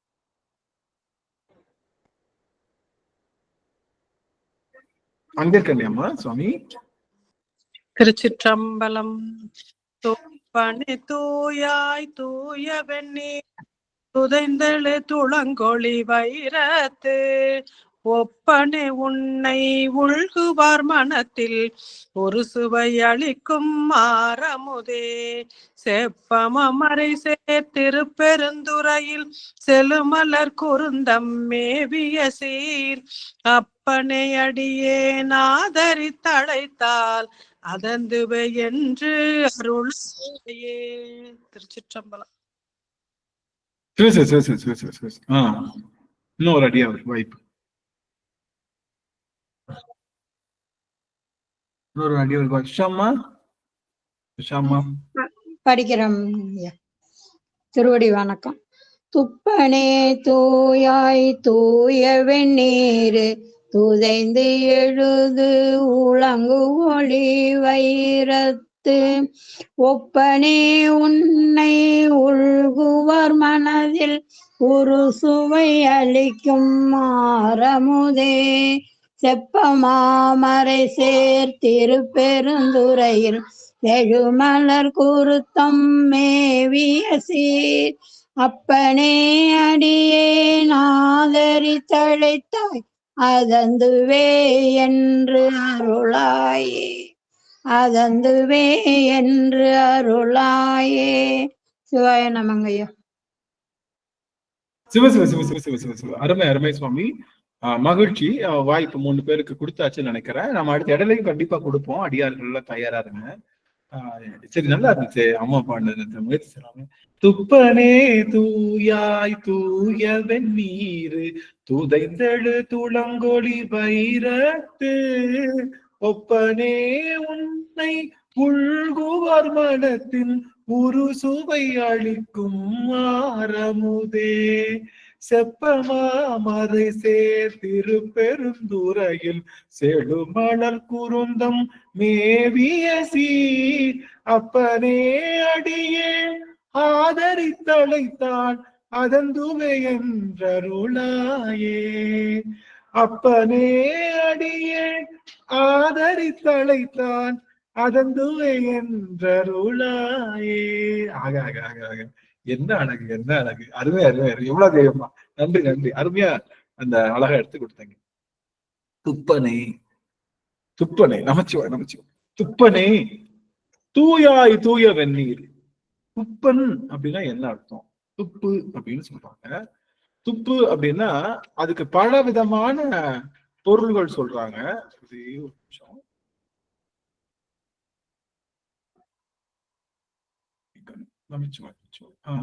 அதுக்கு பல விதமான பொருள்கள் சொல்றாங்க. துப்பு அப்படின்னா என்னன்னா ஆற்றல் அர்த்தம். துப்புன்னு என்னது? ஆற்றல். உனக்கு இதை செய்யறதுக்கு துப்பு இருக்கா? இல்ல, கேள்விப்பட்டீங்களா? உனக்கு துப்பு தான் இல்லை, உனக்கு துப்பு கிடையாது. துப்புன்னு என்ன அர்த்தம்? அதை செய்கின்ற ஆற்றல், அது பேரு ஆற்றல். ஆற்றலுக்கு பேரு துப்பு, பவர் அல்லது எனர்ஜி, அது செய்யற எனர்ஜி. இப்ப கவிதை எழுதுனா அதுக்கு ஒரு துப்பு வேணும். ஒரு சிற்பம் செய்யணும்னா அதுக்கு ஒரு துப்பு வேணும். நான் படிச்சிருக்கேன், எனக்கு செய்ய தெரியும், ஆனா அதுக்கான துப்பு, அதுக்கான ஒரு ஒரு ஒரு ஆற்றல் எனக்குள்ள இருந்தா மட்டும்தான் செய்ய முடியும். இல்ல இல்லாட்டினா நம்ம என்னன்னு சொல்லிடுவாங்க, அவங்ககிட்ட ஒரு துப்பு கட்டவன். கேள்விப்பட்டிருக்கீங்களா? அடிக்கடி ஊர் சைட்லாம் அவனை திட்டு வாங்கல, அவங்ககிட்ட ஒரு துப்பு கட்டவன். துப்பு அப்படின்னா ஆற்றல்னு பேர். ஆற்றல் ஐயா கிரியேட்டிவிட்டியாங்க ஐயா. கிரியேட்டிவிட்டி இல்ல, கிரியேட்டிவிட்டி ஆற்றல். செய்யற ஒரு அந்த செய்யற தன்மை, செய்கின்ற தன்மை. இது பவருங்களாயா? பவர் பவர் பவர்னு சொல்லலாம். ஒரே ஒரு நிமிஷம், இந்த கடைசியில வருமே அது என்ன பாட்டு? நம்ம ரெண்டாவது கீர்த்தி திருவகவல்ல கடைசியா வருமே அவனுக்கு ஒரு பேரு, அது பேர் என்னது? அவனுக்கு ஒரு பேர் இருக்கே, அந்த பேருக்கும் துப்பனுக்கும் சேம் அர்த்தம் தான். ஒரு கடைசி இதுவா ராதநாத இது இல்ல, கீர்த்தி திருவள்ளுவர் போட்டி திருவள்ளுவர். ஒரே போட்டி திருவள்ளுவருக்கு போட்டி திருவள்ளுவர் கடைசியில பார்த்தா அவனுக்கு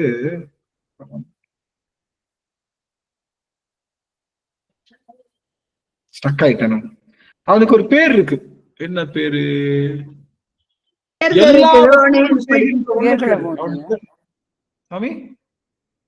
கிழவோனேன்னு முடிப்பாங்க. கீர்த்தி திருவள்ளுவர் உயர்தல் கிழவோனே இல்ல, உயர்தல் கிழவோனே இல்ல, அவனுக்கு சாத்தியமா சாத்தியமா திருவடி வணக்கம் சாமி. எங்கேயோ காட்டுக்குள்ள தத்தளிச்சுக்கிருந்தேன், கரெக்டா கூட்டு. பெற்றியன்னு பேரு. பெற்றியன் அப்படின்னா என்னன்னா எல்லா திறமையிலையும் பெற்றிருப்பவன், அவன் தான் பெற்றியன். எல்லா திறமையும் உண்டு அவனுக்கு. எல்லாம் டக்கால்ட்டி பண்ணணும்னு பண்ணிடுவான். நம்ம அவன் மாதிரி டக்கால்ட்டி பண்ண முடியுமா? சிவபெருமான் மாதிரி நம்ம லோன்னு அடைய வைக்கணும்னா அவனை மாதிரி அடைய வைக்க முடியாது. வேஷம் கட்டணுமா அழகா வேஷம் கட்டுவான், மறைக்கணுமா மறைப்பான், அருளணுமா அருள்வான், அன்பு செய்யணும்னா அன்பு செய்வான். அவனால செய்ய முடியாததுன்னு ஏதாவது சொல்ல முடியுமா? சிவபெருமானால செய்ய முடியாதது அப்படின்னு சொல்ல முடியுமான்னா முடியாது. அவனால எல்லாமே செய்ய முடியும், செய்கின்ற செயல். திருவண்ணம் பெற்றியன்னு பேரு. பெற்றியன் அப்படின்றவனுக்கும் துப்பனுக்கும் ஒண்ணு, ரெண்டுமே ஒண்ணுதான். துப்பம் அப்படின்னாலும் பெற்றியன்னாலும் ஒண்ணு. பெற்றியன்னா எல்லா பண்புகளையும் பெற்றவன். துப்பன்னாலும் எல்லா செயல்களையும் செய்வதற்கான ஆற்றலை பெற்றிருப்பான், அவன் தான் துப்பன். 100 தாமரையை பூசரை செய்வதாக திருமால் ஒரு இயமம் கொண்டார். ஆனா என்ன ஆயிடுச்சு, ஒரு நாள் இருந்தாலும் என்ன பண்ணிட்டாரு? டக்கால்ட்டி பண்ணிட்டாரு. யாரு? அந்த அவரு ஒழுங்காத்தான் 100 தாமரை பிடிச்சாரு, 100 தாமரை ஒழுங்காத்தான் கொண்டு வந்தாரு. இந்த என்ன பண்ணிட்டாரு? ஒரு தாமரைய மறைச்சிட்டாரு. ஒரு தாமரை மறைச்சிட்டாரு. நல்ல வேலை 2 தாமரை மறைக்காம, இல்லாட்டி 10 தாமரை மறைச்சிருந்தா என்ன பண்ணிருப்பாரு? எதெல்லாம் பிச்சு போட்டிருப்பாருன்னு தெரியல. 10 தாமரை மறைச்சிருந்தாருன்னா திருமால் எதையும் பிச்சு போட்டிருப்பாருன்னு தெரியல. ஆனா ஒரே ஒரு தாமரை மறைச்சாரு. மறைச்ச உடனே 99 தாமரை வந்துருச்சு. 999 98 எடுக்கிறப்ப ஒண்ணுதான் இருக்கு, 2 இருக்கணும், ஒண்ணுதான் இருக்கு. நம்மளால என்ன பண்ணுவோம்? நம்மளால என்ன பண்ணுவோம்? 1000 பூ போடணும் வேண்டியிருக்கோம். நம்ம அதை என்ன பண்ணிடுவோம், அந்த ஒரு தாமரைய 2ஆ பிச்சு ஒண்ணு வச்சு இந்தா ஒண்ணு இந்தா 2வது தூக்கி போட்டு சோடியை முடிச்சுட்டு வந்திருக்கோம். அப்படித்தானே பண்ணுவோம்ல? ஆமால, அதான் உண்மை. நம்ம என்ன கண்ணையா பிச்சு போட போறோம்? நமக்கு அது தெரியவும் தெரியாது. நான் அவனுக்கு 100 தாமரை போடணும்னு நினைச்சேன், வரல. 900 ஒரு தாமரை இருக்குன்னு 2வது தாமரை, கடைசி தாமரை என்ன பண்ணுவோம், 2ஆ பிச்சு கொஞ்சம் வச்சுட்டு இது ஒண்ணு அது ஒண்ணு வச்சு போட்டு சாமியா கேட்க போதே என்ன அப்படின்னு நினைக்கிற நம்ம பூசணைக்கு மத்தியில என்ன பண்ணாரு? கண்ணப்ப நாயனாருக்கு முன்னாடியே கண்ணிடந்து அப்பியவர் யாரு? திருமால் தான் கண்ணிடந்து அப்பியவர். கண்ணப்ப நாயனாருக்கு முன்னாடியே இந்த விஷயம் நடந்திருக்கு. அட்ஜஸ்ட் பண்ணிக்கோங்க சாமின்னு பண்ணுவோம்ல, பிச்சு போட்டு. ஆனா அவர் பார்த்தாரு, இல்ல சாமியிட நினைக்கிறாரு, செந்தாமரை கண்ணன் எனக்கு ஒரு பேர் உண்மையானால் என்னுடைய வெளியவே உனக்கு என்ன பண்றேன், இடந்து ஒரு மலராக பெருமானுக்கு அப்புறாரு. பெருமான் அகமகிழ்ந்து விட்டார். என்ன வேணும்னு கேக்குறாரு. என்னப்பா வேணும் அப்படின்னு கேக்குறாரு. சாமி, இந்த குழந்தைங்க எல்லாம் என்ன பண்ணும், திருவிழா கூடத்துக்கு போனா, சித்திரை திருவிழாக்கு போனா கண்டிப்பா எங்க கையில ஒண்ணு இருக்கும். சித்திரை திருவிழா கூட்டிட்டு போனாங்க எங்க ஊர்ல, இல்ல ஏதாவது திருவிழா கூட்டிட்டு போனா கையில என்ன கொண்டு வருவோம்?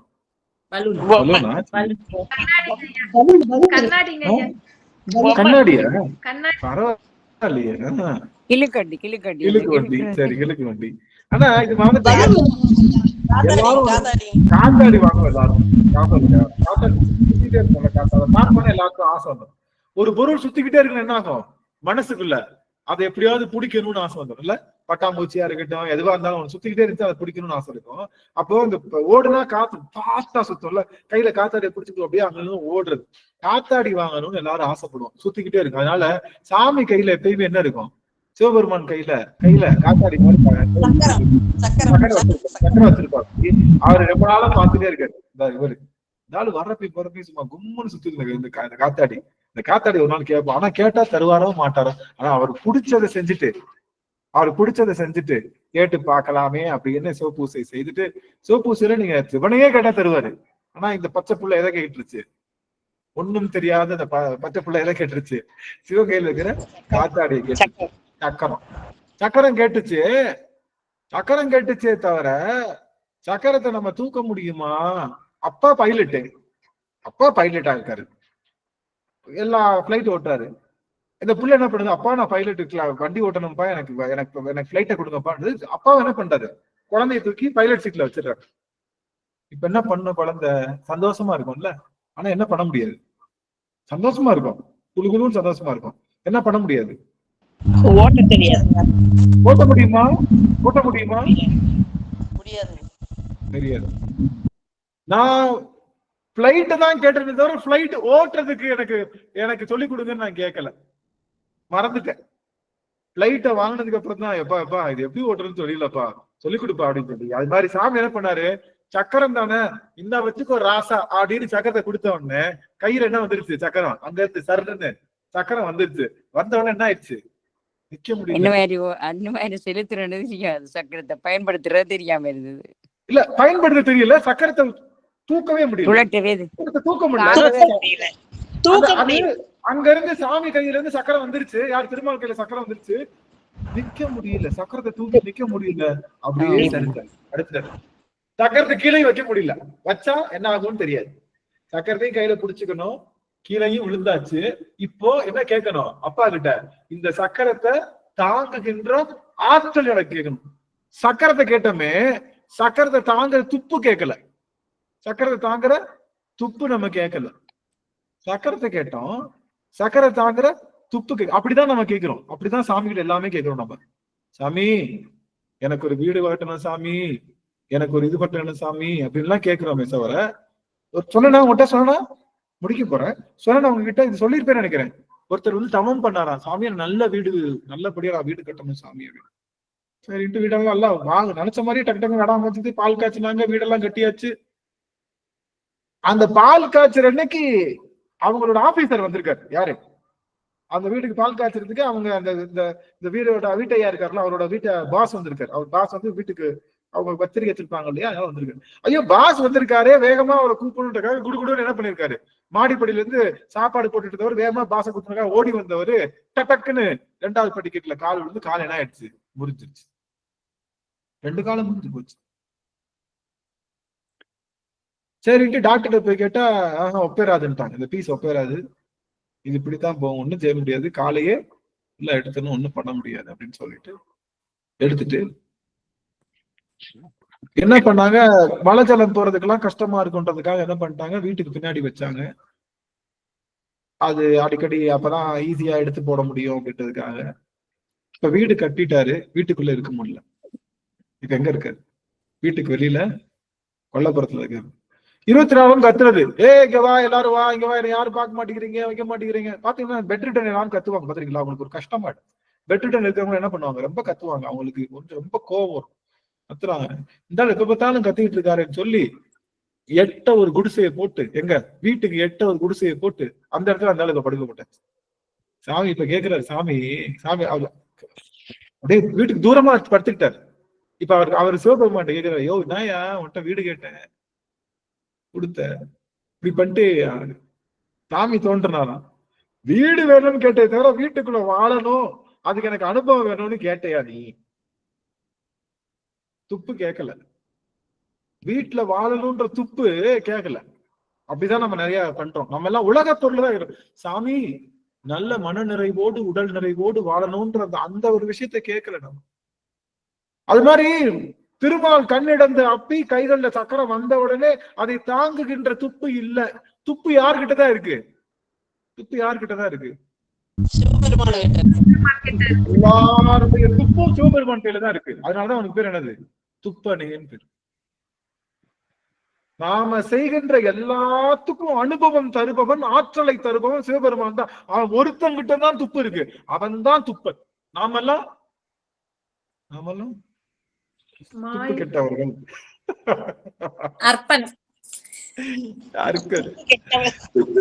துப்பு கெட்டவங்க அவன் தான் துப்பு வழங்கணும் இல்ல. திருவாசகத்தை தொடணுங்கிற துப்பு சாமி கொடுத்திருக்கான்.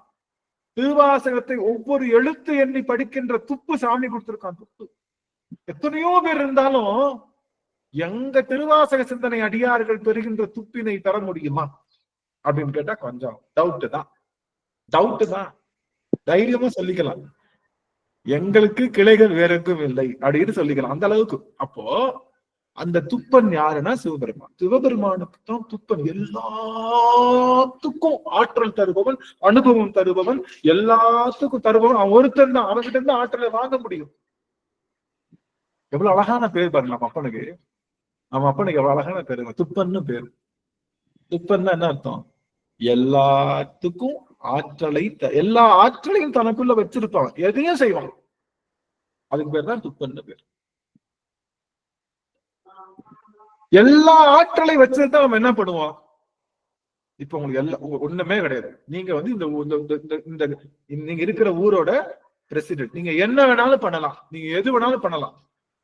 உங்களை யாராவது புல்லட்ல போட்டு அடிச்சாங்கன்னா, நம்ம இது ரோபோ படத்துல வர விஜய் ரஜினி மாதிரி என்ன குண்டு பச்சாலும் உங்களுக்கு ஒண்ணும் ஆகாது. யாரும் எதுவும் பண்ண முடியாது. என்ன பண்ணுவோம் நம்ம?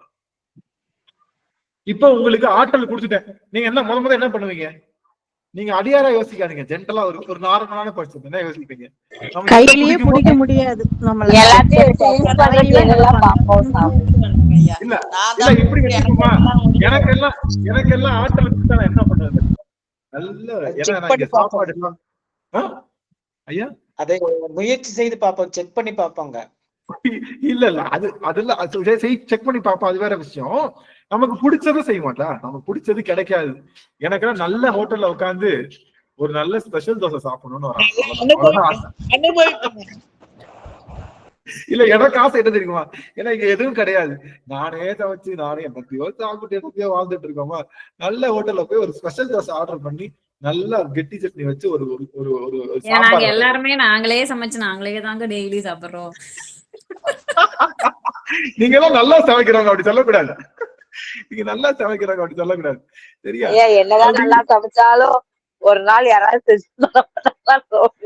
அது உண்மைதான், அது நல்லா இருக்கும்ல. என்ன பண்ணுவோம்? போய் தங்க நகை கடத்துல எங்க தங்கமயில் ஜுவல்லரி, லலிதா ஜுவல்லரிக்கு போயிட்டு பிடிச்ச எல்லா தங்கத்தையும் என்ன பண்ணுவோம்? போட்டுக்குவோம்.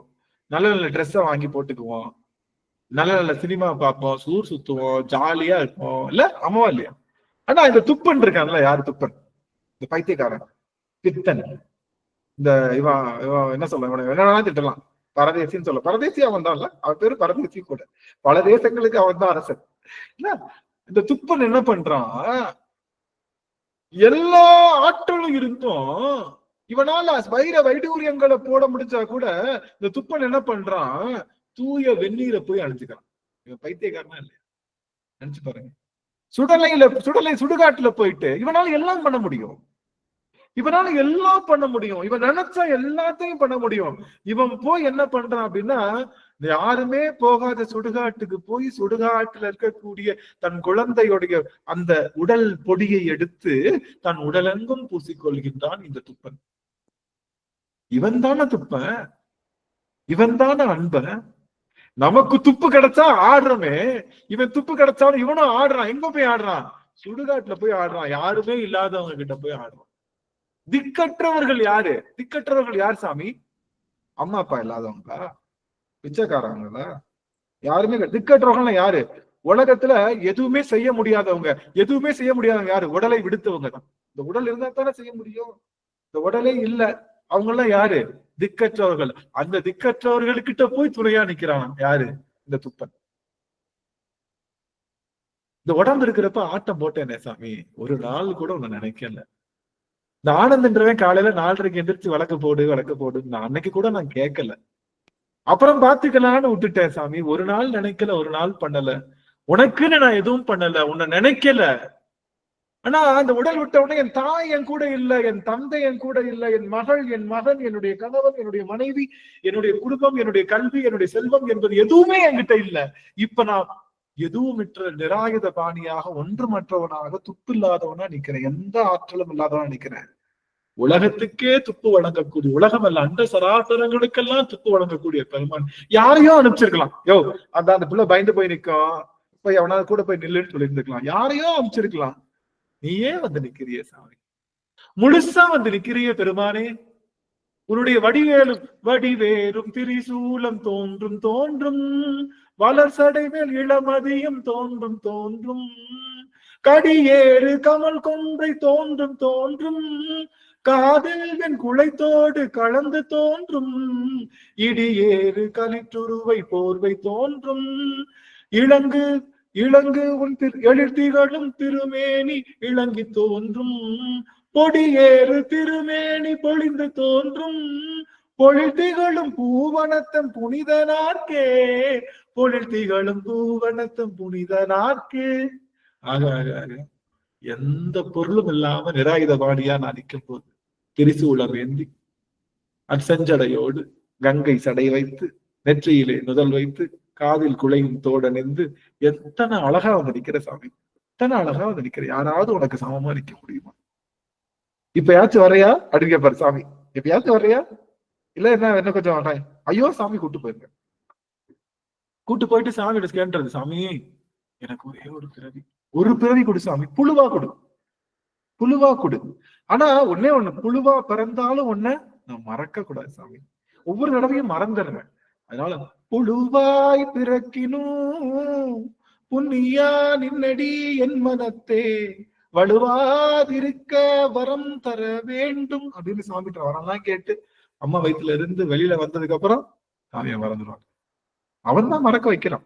மறந்ததுக்கு அப்புறம் இவன் ஞாபகம் வருதா. அது ஒரு படம், என்ன படம்? அந்த ஒரு படம் இருக்கு, அது என்னது, அது ராம் சரண் நடிச்சிருப்பான் ஒரு படம், மாவீரன் நினைக்கிறேன்ல, மாவீரன் சம்திங் எல்ஸ். அவங்க 2 பேரும் சைட்ல பார்த்தது, குதிரையில போய் டக்குன்னு பார்த்த உடனே போன ஜென்மத்துல அவங்க 2 பேரும் இருந்த மாதிரி ஞாபகம் வர மாதிரி போய்கிட்டே இருக்கான் பஸ்ல. திடீர்னு ஒரு இடத்துல திரிசூலம் வச்சிருப்பாங்க ரோட்ல போறப்ப. ஆஹா, இந்த திரிசூலத்தை எங்கேயோ பார்த்தமே, செத்து கிடந்தப்ப எங்க அப்பா கையில திரிசூலத்தோட வந்து நான் உனக்கு துணையா இருக்கான்னு சொன்னானே, அந்த பையனை தேடாம இங்க தேடிக்கிட்டு இருக்கமேன்னு அந்த பஸ்ல அப்படியே இறங்கி போய் எம்பெருமானுடைய திருவடிக்கு முழுவதுமாக சரணாகதி அடைவது போல இந்த உலகம் என்ற பஸ்ல இருந்து இறங்கி அவனுடைய திருவடி முழுவதுமாக சரணாகதி அடைகின்ற ஆற்றல் தான் மகாமாய சுத்தி. அவன் செய்த அற்புதங்களையும் அவன் செய்த அந்த அருள் தன்மையும் இந்த ஆன்மா நினைச்சிருச்சுன்னா, இந்த பதராகிய இந்த பதர்ன்னு சொல்லக்கூடிய இந்த மாயை பிடிச்சிட்டு இருக்குமா? இல்ல, உதறி தள்ளிட்டு சிவபெருமானுடைய திருவடியை பெற்றோம். அந்த நிலையத்தான் சாமி சொல்றாரு, துப்பனே துப்பனே, அவன் அப்பனோட பேரு துப்பன். துப்பனே தூயாய். அவன் என்ன பண்ணுவான்? அவன் துப்பன். நமக்கெல்லாம் துப்பு கொடுத்தா அவன் என்ன பண்ணுவான்?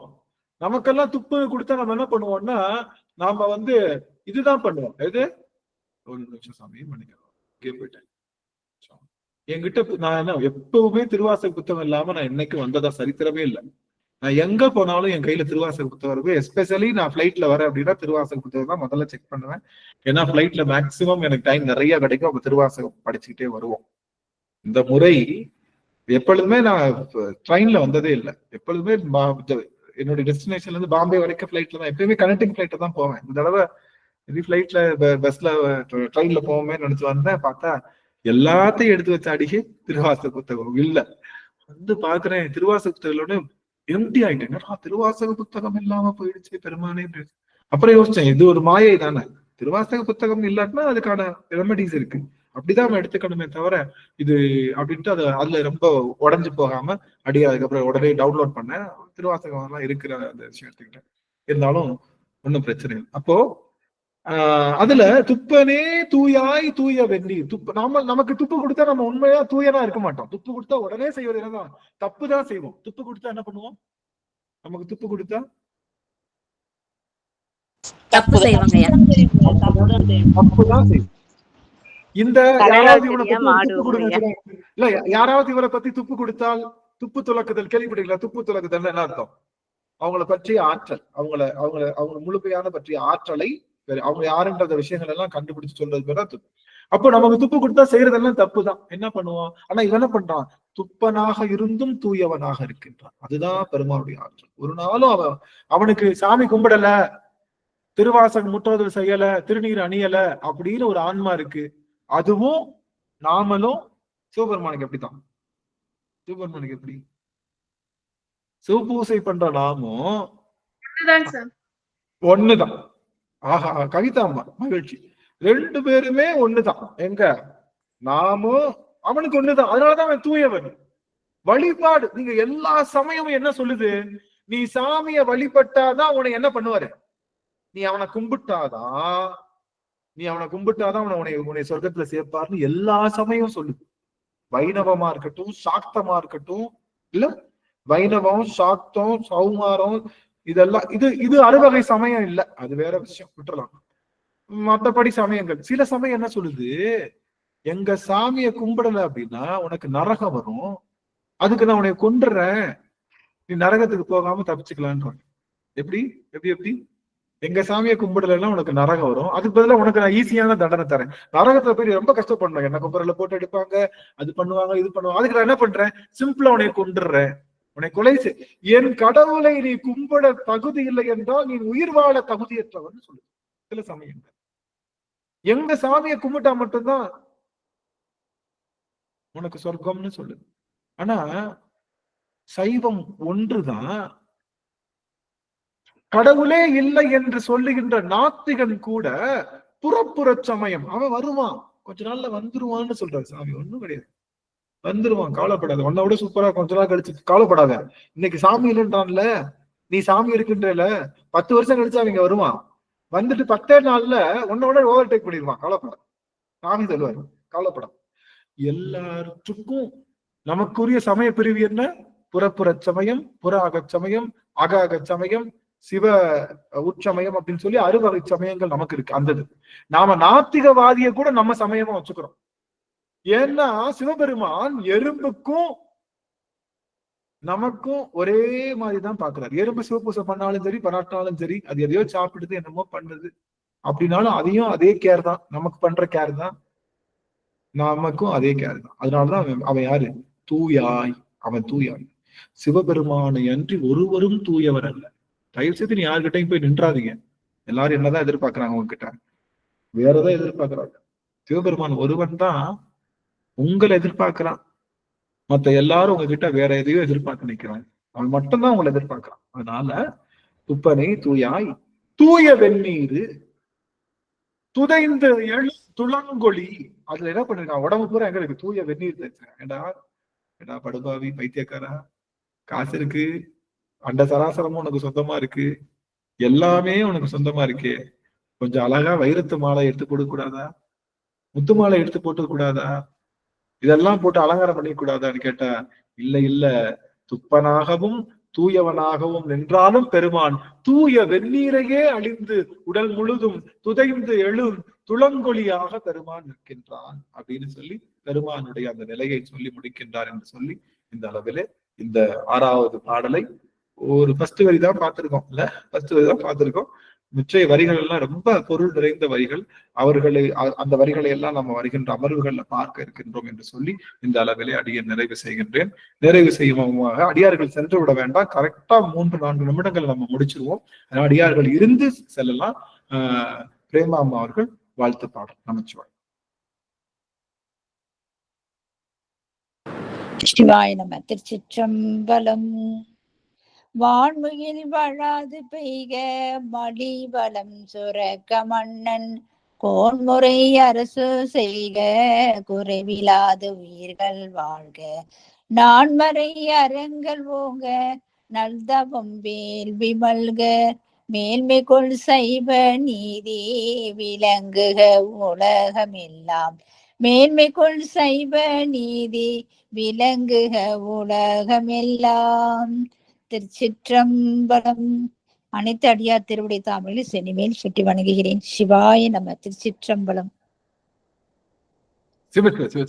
மகிழ்ச்சிங்க சுவாமி. அடியார்களுக்கு ஏதேனும் கேள்விகள் இருந்தா கேட்கலாம், இல்ல அவர்களுடைய கருத்துக்களை பதிவு செய்யலாம். உங்களுக்குரிய வாய்ப்பு 3 நிமிடங்கள் மட்டுமே. சிவாய நமங்க. திருச்சிற்றம்பலம். திருவடி வணக்கம். அனைத்து அடியார் திருவடியும் அடியன் மனம் மெய் மொழிகளால் தொழுதலகிற சாமி. சிவாய நமங்க. இப்போ இன்னைக்கு நீங்க திருவாசகத்துக்கு எண்ணிக்கை முக்கியமுள்ள அனுபவம்னு சொன்னீங்க. உண்மையாமே அது என்னோட வாழ்க்கையில நடந்துட்டு இருக்கிற ஒரு விஷயமா தான் நான் நினைக்கிறேன். அதாவது எண்ணிக்கை முக்கியம் இல்ல, ஒவ்வொரு திருவாசகம் முடிகிறப்போ ஒவ்வொரு அனுபவம் எடுக்கிறேன் பாத்தீங்களா, அந்த அனுபவம் எனக்கு நிஜமாவே இது என்னோட அனுபவத்தை தான் நான் இந்த இடத்துல சொல்லிட்டு இருக்கேன், பகிர்ந்துட்டு இருக்கிறேன் லைவா. என்னன்னா என்னோட அனுபவம் இப்போ நாங்க இது முழுமையாமே இதுக்குள்ள பண்ணிட்டு இருக்கிறப்போ ஒவ்வொரு திருவாசகத்துக்கும் ஒவ்வொரு அனுபவத்தை பெருமான் எங்களுக்கு கொடுக்குறாரு. அது மனதாரம அது எப்படி வார்த்தைகள் இல்ல வர்ணிக்கிறதுக்கு. எனக்கு அந்த அனுபவம் எடுக்கிறது ஒரு விஷயம். 2வது மேன்மைக்குள் அந்த அடியார்களை மேன்மைப்படுத்துறது பெருமானாட்ட ஒரு என்ன சொல்ற அன்பானவர் யாரும் இல்லைங்கிறதுக்கு இதுக்கு அறுதிட்டு உண்மையான ஒரு வார்த்தை இந்த இடத்துல. அதாவது அடியார்களை மேன்மை, அது ஒவ்வொரு திருவாசகம் முற்றுவர் முடிச்சு அந்த அடியாரினுடைய மேன்மை நிலையை கொண்டுட்டு போயிட்டு இருக்காரு சாமி. அதுதான் எனக்கு இந்த இடத்துல ஒண்ணு நான் ஐயாக்கு தெரியும் நான் என்ன நிலையில இருந்தேன் அப்படிங்கிறது. அதனால அவ்வளவு ஒரு மேன்மை நிலைமைக்கு கொண்டுட்டு போயிட்டு இருக்கிறார் நம்மளை. ஒவ்வொரு திருவாசகம் முடிக்க ஏதோ ஒரு வரிக்காக ஏதோ ஒரு இடத்துல அந்த உடம்பு சிலிர்த்து அந்த கண்ணீர் வடிக்கிறோம் இல்லைங்களா, அது ஏன் எதுக்கு எதுவுமே தெரியாது. ஒவ்வொரு இடத்துல ரொம்ப கதறி அழுவோம். ஏன்னு அது இப்போ வரைக்கும் எனக்கு தெரியாது. இதுதான் அடியனுடைய உணர்வா இந்த இடத்துல பதிவிடுறேன். அப்புறம் துப்பனே அந்த துப்பு இருக்குமா என்னங்கிறது தெரியல. அடியனுக்கு அப்படியே பெருமான் கொடுக்கறத அப்படியே மனசார அந்த துப்போட ஏத்துக்கணுங்கிறது என்னோட ஒரு இதா இந்த பயணத்துக்குள்ள பயணம் செஞ்சிட்டு இருக்கேன் சாமி. எனக்கு இந்த வாய்ப்பு கொடுத்ததுக்கு ரொம்ப நன்றி. அனைத்து அடியார்த்தையும் மீண்டும் மனம் மெய் மொழிகள் தொழுதல்கிற சாமி. சிவாய நம. திருச்சிற்றம்பலம். சிறப்பான பணி செய்திருக்கீங்க. பெருமானுடைய முழு துப்பும் உங்களுக்கு கிடைக்கும். அதனுடைய ஆற்றலோடு செய்யுங்க சுவாமி. நன்றிங்க அம்மா. நடராஜன் ஐயா. சாமி ஐயா. ஐயா சிவாய நம்ம. திருச்சிற்றம்பலம். ஒரு கேள்விங்க ஐயா. சுவாமி நிர்மலன் அப்படின்னு சொல்றோம். அம்பாள் மகாமாயை அப்படின்றோம். சுவாமி மகாமாயை சேர்த்து வச்சிருக்கிறாரு. அருமையான கேள்வி. இல்ல கடல் மாயை இந்த ஆளு கிடையாது. ஈஸியா சாமி அங்க மட்டும் இல்ல, ஈசனே எந்தாய் உடலிடம் கொண்டாய் யானில இருக்கு. இந்த உடம்புக்குள்ளேயும் சாமி இருக்கான். நம்ம உடம்புக்குள்ளேயும் அவன் தான் இருக்கான். நம்ம உடம்புக்குள்ள மகாமாயை இருக்கு. அன்னை பராசக்தி எப்படி மகாமாயை, அது மாதிரி நம்ம மகாமாயை நமக்குள்ள உடம்புல இருக்கான். சிவபெருமான் எப்படி இருக்கான்னா, உப்பு கடல்ல இருந்தாலும் மீன் அதுக்குள்ள இருந்தா மீனுடைய உடம்புல எப்படி உப்பு சேருவது இல்லையோ அது போல நமக்குள்ள பெருமான் இருந்தாலும் கூட இந்த நம்மளுடைய மகாமாயை என்ற மலமானது அவனிடம் ஒரு நாளும் சென்று சேர்வது. அதனால அவன் தூயவனாக இருக்கின்றான் அப்படின்னு அவனுக்கு இருக்கு. அருமையான கேள்வி சாமி. நன்றிங்க ஐயா. அமைச்சர் பிரேமம்மா சுவாமி.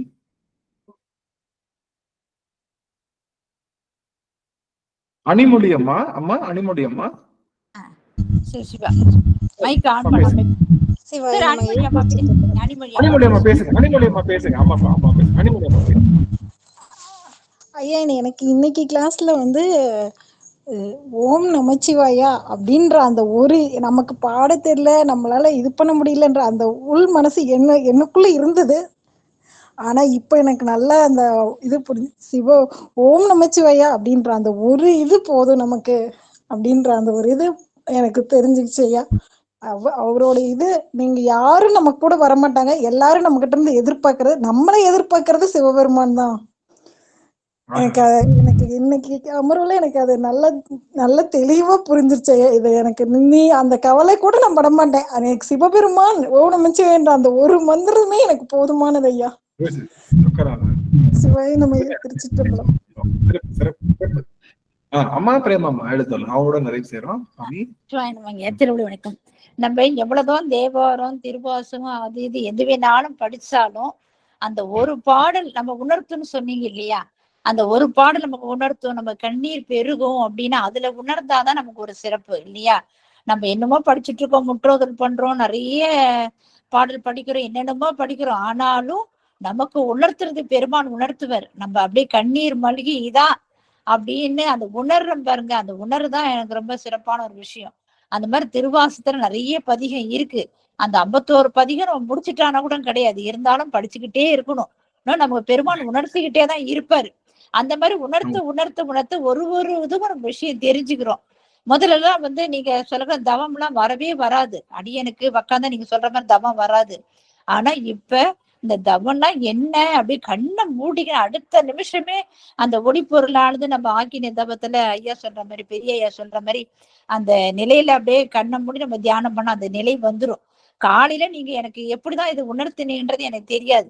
4 மணிக்கு ஏற்றி தீபம் ஏத்தி வழிபாடு பண்ணுங்க அப்படின்ன உடனே நம்ம எல்லாம் சரி பண்ணிட்டு போய் தீபம் ஏத்திட்டு ஒரு 5-21 முறை அந்த நமசிவ மந்திரத்தை சொல்லி அதுக்கு முன்னாடியே ஆரம்பிச்சிட வேண்டியது. பெருமானே எல்லாம் உன்னுடைய செயல்தான், இன்னைக்கு நான் ஏந்திரிக்கிறது இந்த விளக்கு ஏத்துறது எல்லாம் உன்னுடைய செயல் தான், எனக்கு வந்து எதுவுமே இல்லை அப்படின்ட்டு அந்த பொறுப்பை அவர்கிட்ட ஒப்படைச்சிடுறீங்க. இன்னைக்கு இந்த காரியம் செய்யறது எல்லாம் உன்னாலதான், இந்த உணவு கிடைக்கிறது உன்னாலதான், எல்லாம் உன்னது அந்த நான்ற எண்ணமே எனக்கு வராம பாத்துக்க பெருமானே. அந்த சிறு புகழ் கூட ஆசைப்படக்கூடாது பெருமானே. அப்படியே நினைத்து அந்த ஏஞ்சதுல இருந்து அந்த வழிபாடு செஞ்சுக்கிட்டே அந்த விளக்கு ஏற்றி அது பூ வைத்து நம்ம அந்த திருநீரிட்டு எல்லாம் செய்யக்குள்ளேயே அந்த மனசு ஒன்றிடுங்கய்யா. ஆனா முதல்லலாம் அது மாதிரிலாம் கிடையாது. உண்மையிலேயே நான் போய் சொல்லக்கூடாது, முன்ன அதெல்லாம் இல்லை. ஆனாலும் இப்ப அந்த ரொம்ப நாளாவே இப்ப இந்த திருவாசகம்னு ஓரளவுக்கு படிச்சதுல இருந்தே நீங்க சொல்ல அந்த பாட்டு உணர்ந்து ஒரு மாதிரி பிரார்த்தனை 10 பிடிக்கலாம் கண்டிப்பா எடுத்துருவேன். யார் வேணாலும் கேட்டு பாருங்க, நம்ம அடியாருக்கெல்லாம் கேட்டு பார்த்தீங்கன்னா சொல்லுவோம். அந்த பிரார்த்தனை 10 பாடக்குள்ளேயே அதிகமா அவ்வளவு உருகி அந்த பாட்டு எனக்கு ரொம்ப பிடிக்கும். அந்த மெய்யடியார் வேணும், அந்த ஒவ்வொரு பாடலையும் வரியும் வந்து நான் மெய்யடியார் வேணும், அவங்களோடய நான் கலந்துருக்கணும் அப்படின்னு ஒவ்வொரு பாடலையும் விளக்கம் சொல்லக்குள்ள அதுல வரிகள்லாம் எனக்கு மனசு உண்மையிலேயே அந்த கவர்ந்த பாடல் அது. அந்த மாதிரி நினைச்சு அப்படியே கண்ணீர் தான் ஒரு எப்ப படிச்சாலும் அழுதுருவேன் அந்த பாட்டை படிச்சாலே. ஆனா அது ரொம்ப உருகி அப்படியே மனசு மோந்து பாடுவேன் அந்த பாட்டை. இருந்தாலும் இப்ப அதெல்லாம் நினைக்கிறது இல்ல, எதுவுமே நமக்கு வேண்டாமா, இந்த மெய்யடியா இருந்தா போதும், இந்த செல்வம் தான் நமக்கு நிலைத்து செல்வோம், ஆனா அது பேரு புகழ் அதெல்லாம் ஒரு நாளைக்கு நம்மளை விட்டு போயிடும் அப்படின்ட்டு நினைச்சு காலையில இந்த தீபம் ஏத்தக்குள்ளேயே அந்த எண்ணம் தானங்கய்யா, எல்லாம் நீ கொடுத்தது பெருமானி, எல்லாம் உன்னுடையது, என்னது எதுவுமே இல்லை அப்படியே அந்த எண்ணத்தை கொண்டு வந்து நம்மளுடைய அந்த வழிபாடு பண்ணக்குள்ள உண்மையிலேயே அந்த ஒளிப்பொருள் நமக்கு அப்படியே அந்த ஆக்கின தவத்துல ஐயா சொல்ற மாதிரி பெரிய சொல்லி கொடுப்பாரு, நிறைய விளக்கம் சொல்றாரு. அந்த மாதிரி கேட்டு அதை உணர்ந்து அதை வழிபாடு செஞ்சுட்டு இருக்கேங்கய்யா.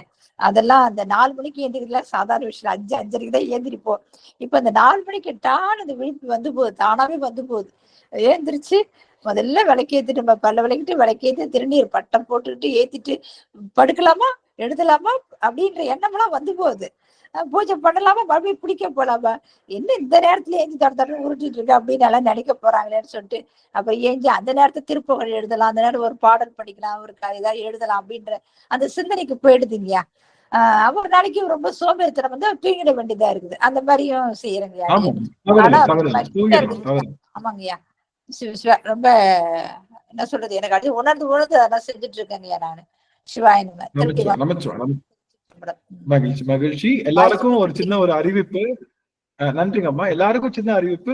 தினமும் சரியாக காலை 4:30 கார்த்திகை மாதமும் மார்கழி மாதமும் முழுவதுமாக 4:30 பெருமானுக்கு திருவிளக்கேற்றி சிவபூசை செய்வதை ஒரு இயமமாக கொண்டு நாங்கள் வருகின்றோம். அதனால இதை கலந்து கொள்ளக்கூடிய அடியார்கள் கலந்து கொள்ளலாம். நீங்களும் உங்க வீட்டுல ஒரு விளக்கேற்றி பெருமான வழிபாடு செய்து ஒரு போட்டோ எடுத்து அனுப்பிச்சிட்டு நீங்க அதுக்கப்புறம் ஒரு 10 நிமிஷம் பூஜனை பண்ணிட்டு அப்புறம் தூங்கிக்கவும் செஞ்சுக்கலாம். உங்களுக்கு சப்போஸ் தூக்கம் வந்ததுன்னா அப்படின்னால இந்த ஒரு நியமத்துல நீங்களும் கலந்து கொள்ளலாம். திருவாசக சிந்தனை குடும்பத்துல நீங்க அந்த உங்களுடைய விளக்கினுடைய அந்த போட்டோஸை நீங்க அனுப்பலாம். 4:30 எந்திரிச்சு பண்றோம், 10 நிமிஷத்துக்கு கழிச்சு தூக்கம் வந்ததுன்னா தூங்கிக்கலாம் அப்படின்ற எண்ணத்தோடு இருந்துறீங்க. ஆனா இதனால வரைக்கும் எனக்கு தூக்கம் வராது. நான் அப்படிதான் நினைப்பேன், 10 நிமிஷம் தூங்கிடுவோம் பேசாம, அவ்வளவுதான், போயா நான் தூங்குவேன், நான் போ, நான் அதெல்லாம் சிவபூசை பண்ணிட்டு அதெல்லாம் முடியாது, நான் 4 அப்படின்னு நினைப்பேன். ஆனா பூசனை பண்ணிட்டு அவனுக்கு என்னமோ உணர்வு ஏற்படுறதுக்கு அப்புறம் தூக்கமே வராது, ஃப்ரெஷ்ஷா இருக்கும். அப்படி என்னமோ ரொம்ப ஃப்ரெஷ்ஷா இருக்கும். அங்கிட்டு நடப்போம் அப்படின்னு பார்த்தா 6 மணி ஆகும். 6 மணி ஆகிறப்ப அப்படியே வெடிச்சு வரும், அப்படியே 4-5 வேலையை பார்ப்போம், அப்படியே ஓடிட்டு தூக்கம் வர்றதே இல்லை. அப்படி ஒரு பெருமான் கொடுத்துருக்கேன். அதனால இந்த ஒரு சேலஞ்சில் இந்த ஒரு இயமத்துல நீங்க எல்லாரும் கலந்து கொண்டு நீங்க பண்ணணும் அப்படிங்கிறது அடியினுடைய நோக்கம். எல்லா அடியார்களும் தங்களுடைய இல்லத்துல சரியாக 4:30 மணிக்கு சிவபூசை செய்து பழகுங்க. ஒரு 2 மாசம் பண்றோம், அதுக்கப்புறம் நம்ம பார்த்துக்கலாம். நல்லதுங்க சுவாமி, இந்த அளவுல நிறைவு செய்யலாம். இன்று நிறைவு செய்யும் முகமாக அடியேனே அந்த ஆரிய தொடர்ந்தோல் பாடி நிறைவு செய்ய. திருச்சிற்றம்பலம். சிவாய நம. ஆரிரு தடந்தோள் வாழ்க, அருமுகம் வாழ்க, வெற்பை கூறுசை தனிவேல் வாழ்க, குக்குடம் வாழ்க, செவ்வேல் ஏரிய மங்கை வாழ்க, யானை தன்னனங்கு வாழ்க, மாறிலா வள்ளி வாழ்க, வாழ்க சீரடியார் எல்லாம் மாறிலா வள்ளி வாழ்க, வாழ்க சீரடியார் எல்லாம். வெற்றிவேல் முருகனுக்கு அரோகரா, ஞானவேல் முருகனுக்கு அரோகரா. திருச்சிற்றம்பலம்.